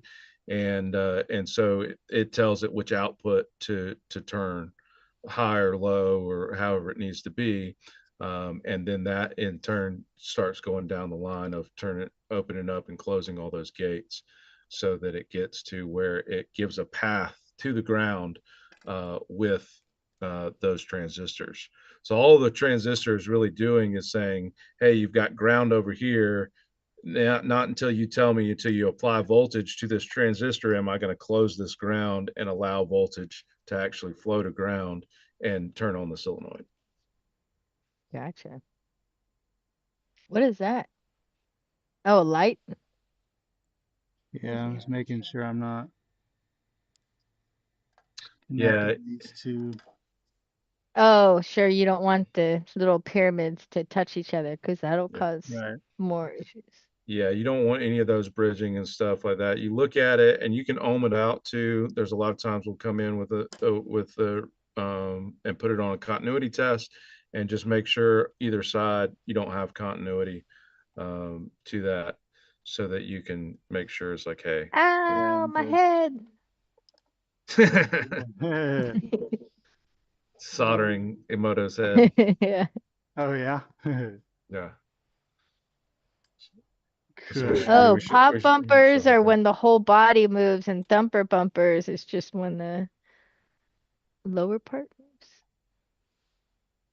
Pop where bumpers the are whole in thing's the. popping.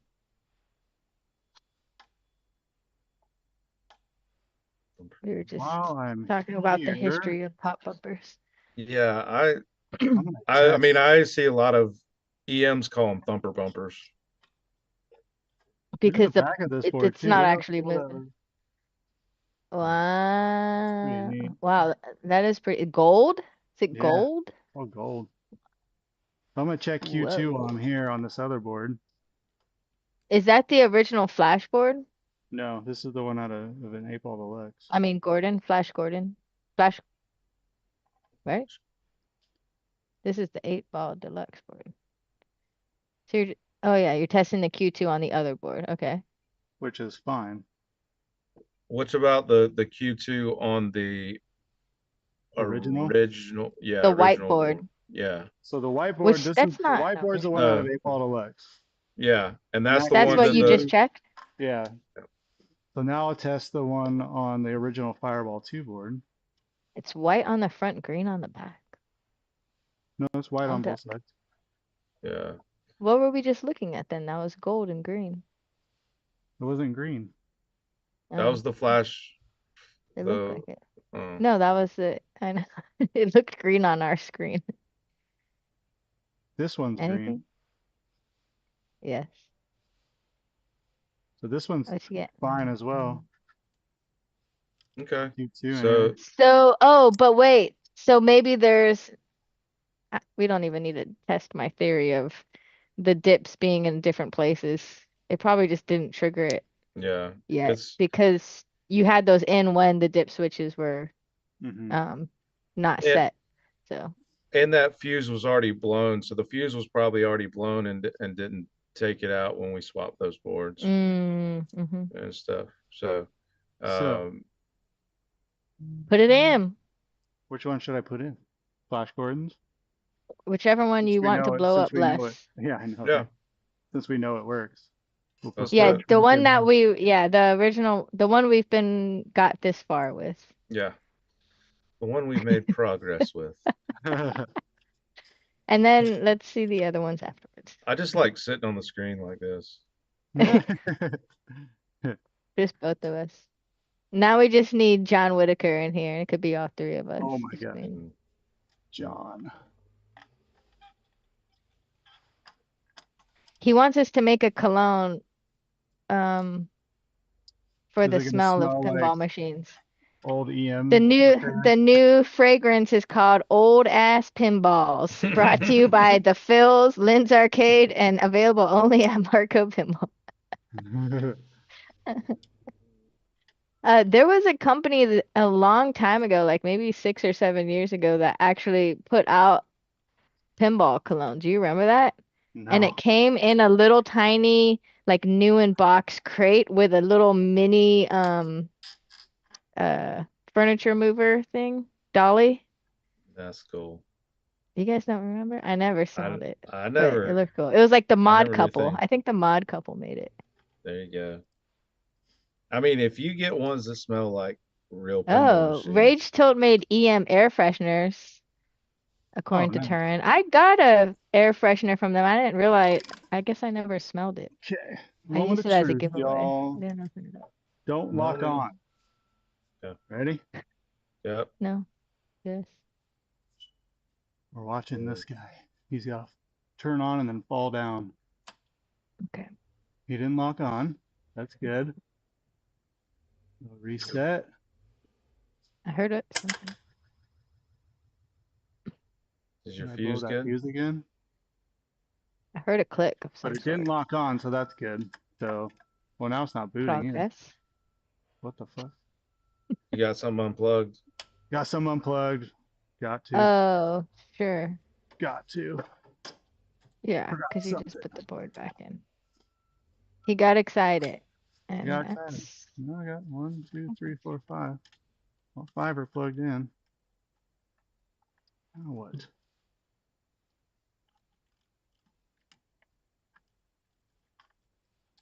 Is it? balls in the trough. It Turin. shouldn't matter. 1, 2, 3, 4, 5, 6, 7. There we go. No displays. What'd you though. do? Just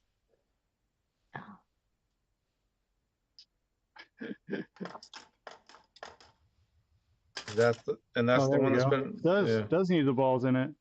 Look at that. Turin. uh, Thanks, Tim.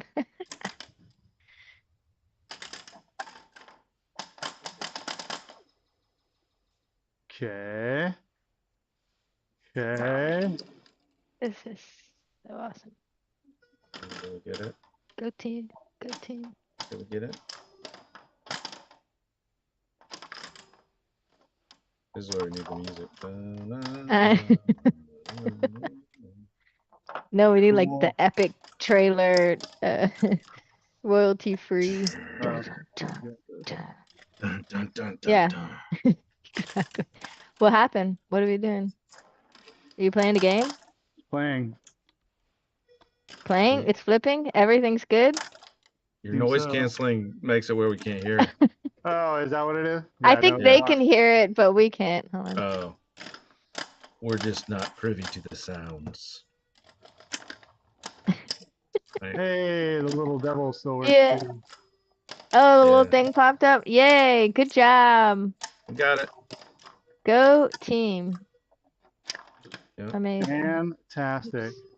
Oh, I didn't mean to do that. Oh God, what am I doing? Just trying to. Nope, not that. All right. Yay. All right, so your GI is working. Everything's Your working. everything is working. Yep. And All the so lights, everything. nice.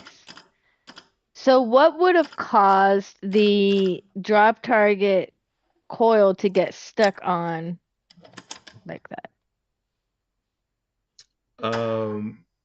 It could have been the wrong dip switches in there. Because if there is, so the GI light, see how it's blinking right now? It just stopped. Yeah. If for Full. some reason it thought that the one for the GI, well, no, because it's not going to run that off a lamp board, so that's not the right theory.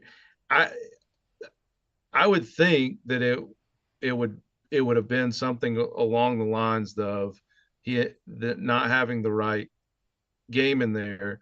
There are some coils that it holds on, and so maybe it was for a different game and it was trying to hold on a coil like the ones for gates on the sides Interesting. and stuff. So there may have been some that are, normally hold coils of some sort, and it locked it on that way. I mean, Okay, I have another question yeah. before we go through the full recap. When this game was playing at your arcade, before Mhm. you pulled it out because it stopped working, did you have the Alltech board in there or you had a different MPU in it? I swear it had the Alltech in there, but I could be completely wrong. We could have put the Yeah, Alltech because in there's there no to way, right? test it. Yeah. I have And the then you original put the Alltech MPU stuff in. too over there. Oh, But interesting. I just had, it was funny because someone last night, I think it was Mike Hubbard, was like, "You got all the Fireball 2 boards right here." I'm like, "Oh, I'm gonna work on that game tomorrow." Oh, nice. Laserlos entered the chat. Detective Phil on the case. You That's need a right. magnifying glass, Phil.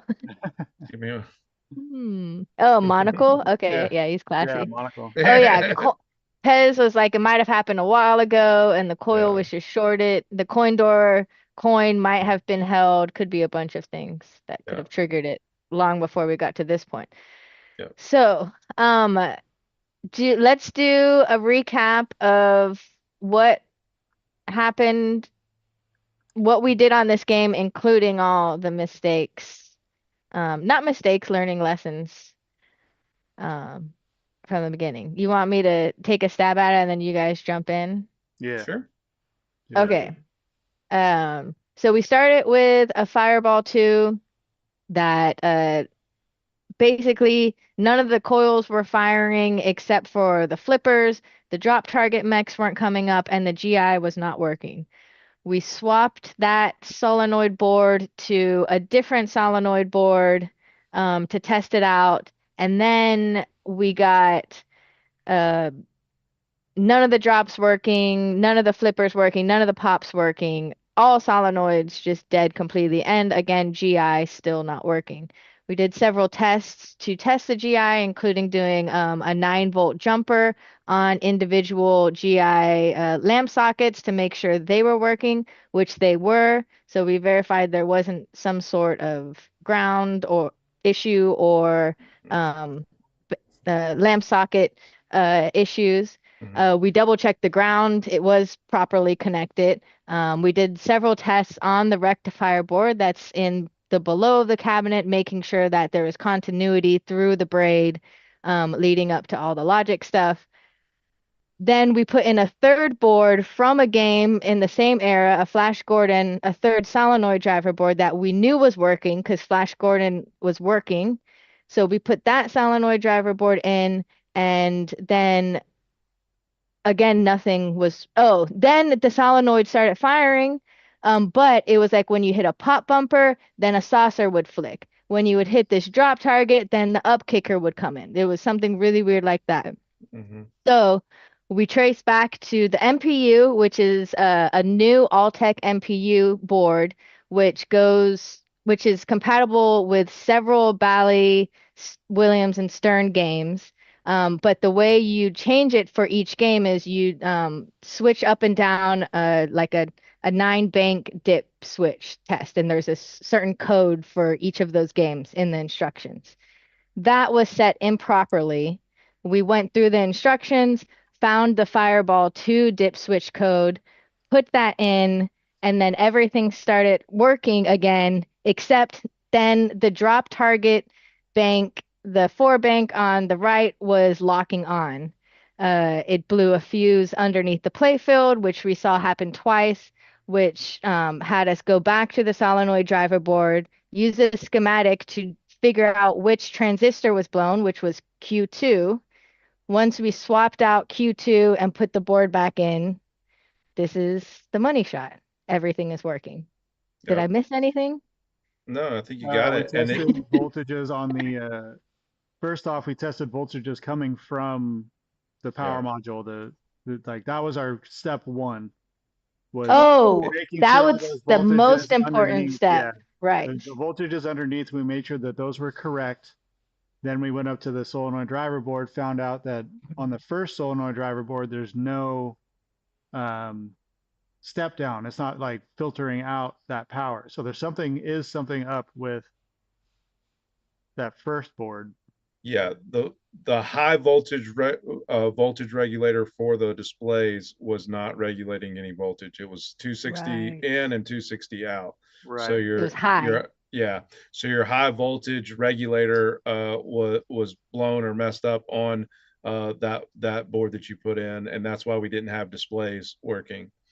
But yeah, testing that power at the bottom was key, because then we're safe to put in other boards without Right. knowing that we're not going to blow up the logic on them or any major issues. Yes, we did blow up a transistor, but at the same time we didn't blow up any of the logic and have to buy a Right. whole new board or change out all the chips.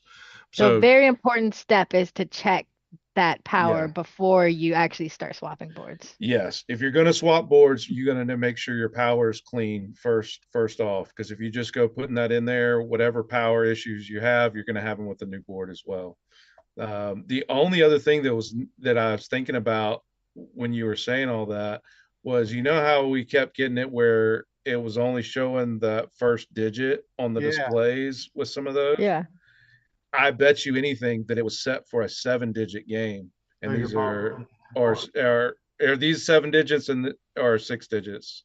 these are This seven. is So it's probably Seven. set So so to it's it's set six. for a probably set set to a 6. Yeah. Yeah. digit, and so then Yeah. it was all of the stuff was wrong. So it Yeah. was that's another thing. So now that's another thing that I'm noting, is if I ever see a game with an Alltech board in it that it's only showing up everything in the first digit, then I know that it's probably for the wrong game, because it's probably showing, probably I does should the have. reverse. I totally should have taken a photo so I knew what game we pulled it out of. Yeah, Because obviously we had it in a game yeah. um, before, Oh yeah, and do you remember what it said? We no. could Yeah. probably see it back in the live Oh, we stream. can go But back in the live stream and check it out, because I'm That's curious to too know good. what did I pull it Yeah. out of to put yeah, in here to see what was wrong with this one, when yeah. it really came down to the solenoid driver seemed to be the main issue. So probably in all of this, what on the you had the something lock on and do and take out that solenoid driver transistor there, and that's where we are getting that. But because the MPU was set differently, you're not getting any of the signal to the GI, to the right GI socket for, Right. or right lamp circuit for the GI. What are they? I forget what they called it, driver board, Right. or whatever it is, where They're it turns them on and off. yeah, they're not. It's not understanding what you're asking it. Yeah. And then the crazy thing though is in a lot of games that isn't even in there. It wasn't until you got into these later games that they started putting those on off relays for the GI circuits. And so, you know, in a normal game, you wouldn't have that you have to deal with, or in not a normal game, but in the earlier games of these same era. These little I controller think boards. Yeah. Yeah, in 8 Ball Deluxe, I think is what you were telling me. Like there's one that there's a light in it that is yeah, connected to that thing. In 8 Ball, I was like trying to figure out why it wasn't powering on, and it hmm, was acting all weird. And then uh, I found that bulb, and the bulb was hmm, burnt. It was just yeah, burnt out, and so I put a new bulb in. And oh, and I started putting in LED in it, and that don't yeah. work. You can't do. Yeah, It needs to be an incandescent bulb in that yeah. thing, and if that It thing has to pops, be. like it's gone. Like Yeah. the game doesn't work. It's so weird that it's a light bulb can make this game work It's or like not a, work. wow. So what they're actually doing there is the light bulb actually has enough resistance on it. It's the same reason you get a flicker when you put the LEDs into the controlled lamps or feature lamp Mm. circuits and they flicker. They don't have enough resistance to actually latch on that SCR. And so when it's needing that bulb to actually latch that on and close that relay or driver board or whatever, it needs that resistance to actually lock on. That's why Mm. an LED won't work in that socket Huh. and stuff, because it doesn't have enough resistance to lock it on. So if you wanted to use an LED, you probably could add a resistor to that socket and it would actually would work with an Huh. LED at that point if it had enough Oh, resistance. But you may run into other things where it locks right. on prematurely or something. I mean, like I said, I mean, when you start diving into the actual, you know, the logic of why they're doing what they're doing, you may run into other issues. But that's essentially the same reason why it does that. But it's funny, you see all those kind of things in these games, even in the old EMs. They used to use flasher bulbs for the delays. So you would when you would tilt the game and it would put on the tilt relay for so long, and then the tilt relay would shut off and let you play again. Usually a lot of those are a flasher bulb, so it turns the flasher on and it stays on for a certain amount of time, and then when it goes off it cuts that circuit back off. And so a lot of people in the EM games, they'll replace it with just a regular bulb, and they're like, well, this isn't working, it's staying on now and stuff. And it won't work right unless you actually put a flasher one, because the flashers actually connect that filament, and then over time as it heats up it curls back off, and that's how you get that flashing effect, is that filament inside is Right. actually moving up and The down. filament. Yep. So Yeah. smart. And so they use that for the delay circuit, is, hey, it turns itself on, and then after a certain amount of time it goes up and turns that whole circuit back off. So you Whoa. see all that kind of stuff and the ingenuity that they had in these games back then. Yeah, Turin said that he had to add a capacitor over that bulb on his Fireball too. Yeah. It said flickered instead. Yeah. Flickered instead. Yeah, but Crazy. it's cool. But yeah, so I mean, but in all that, like that, all of this was such good troubleshooting, because we got down Absolutely. to where we sat there and go, hey, we've got power here, we've got power here. It's got to be something simple. Yep. And so you kind of got to trust what you're seeing on that. And when I was starting out, I know that I didn't always trust what I was seeing. Yep. And Me so too. I thought it was me. You know, I'm missing something here. I don't have enough knowledge or whatever else it may be. But that wasn't really the case. It was that it was just something simple that I wasn't thinking simple enough Right. to get it. I was overcomplicating it a little bit, but you get to that point. This is good. This is good. I know it's got to be something really simple Yeah. now. And so now I'm changing my mindset of what are the simple things that we can think of that aren't going on. And that's why Yeah. we Remember were going, remember the term that I told you? yeah, I can't remember it off the top of my head. I, I Horses, not zebras. yeah, horses, not zebras. Yep. You got to go simple. Go simple Yeah. first. Don't get into this Yeah. stripes land yet. It's like, no, stay down Yeah. here and they're just like a brown horse. Yeah. Not Somebody used to zebras. tell me kiss all the time. Keep it Keep it simple, simple, stupid. stupid. Yep. Yeah. Yeah. So, but no, that's Totally. awesome. We got to the end. I like it. Yay. Thank you. It was Very cool. badass. Yeah, that was a great show. Thanks y'all so much. Good Thanks learning everybody for lessons for hanging all. out and interacting and Yeah. doing. I mean, there's so much. it adds so much to this when we get to interact with you guys and we get to, y'all participate.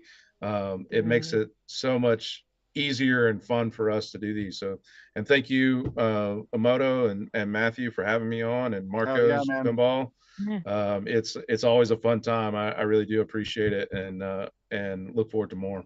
I appreciate your knowledge, Yeah. man. You helped Yeah, that me was so great. That like was great. it's just reinstalls in me like the things that I can do on this, especially like this era. This is the second one we've done, and I'm like, Hmm. okay, like I'm getting more comfortable with this. Like I'm trusting my meter. I'm trusting what I'm supposed to Hmm. be getting in places, and it's awesome. Like, so thank you for your knowledge and helping me keep learning. Yeah, So man. Let's all help each other, man. That's what it's about. that's what it's all about. Yeah. Yeah, thank y'all both. Thanks everyone for their time. So now we are going to raid. We gonna raid. We're gonna raid Pintastic. Oh no. Hey, Right yeah. now is streaming. Are they still going? We I got think we they're got still some people going. there. Oh wait. Yeah, they're streaming. Wait, is it working? They were doing a homebrew panel with Lynn's Arcade, with Lynn Linoleum. He's a homebrewer. John Oh, Lynn. Manulin. Yeah. Oh no, they're offline now. Dang. Well, they were just doing a really cool stream. Let's figure it out. Let's who else we're gonna go to. We got Dalton. Dalton Here playing we some go. pinball. Brown Log Pinball. That's pretty awesome. I don't know who that is. Let's see. Or What's Brewing. Let's go to What's Brewing. They have you were talking about coffee and pinball. Mm-hmm. What's Yeah. Brewing is the spot that we need to go check out. I believe in Austin, Texas, Yeah, that Alamo Let's City do it. Pinball, San Antonio, San Antonio. Okay, isn't that we're gonna go that hang out tech with them. we were hanging out with Phil. What's his name? Mike, I think. He was the Mike. one that we figured out that grounding issue. We were standing there with him, and then Oh yeah. Fred went back behind, Oh, or Frank went back behind. Yeah. He's the operator at What's Brewing, I think. Ah, very Yeah. cool. Very cool. Yeah, he was awesome. Yeah, good tech, knows his stuff. He's been doing it for a Yeah, long time. for sure, for sure.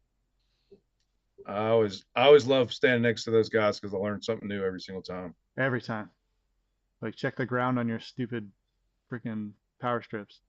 on your power strip. Yeah. I'd have Done. never gotten back into that. I was like, I'd have never thought of that. All right, we're gonna start the raid. Yeah, it's cool. They have them on loop, making one of those. What's that design called that you make in the mug? Oh, latte art, Rosettas. Yeah, Rosetta. Yeah, it's just making like the perfect Rosetta. All right. Well, we're gonna raid them, and we'll see you all next week. Goodbye, everybody.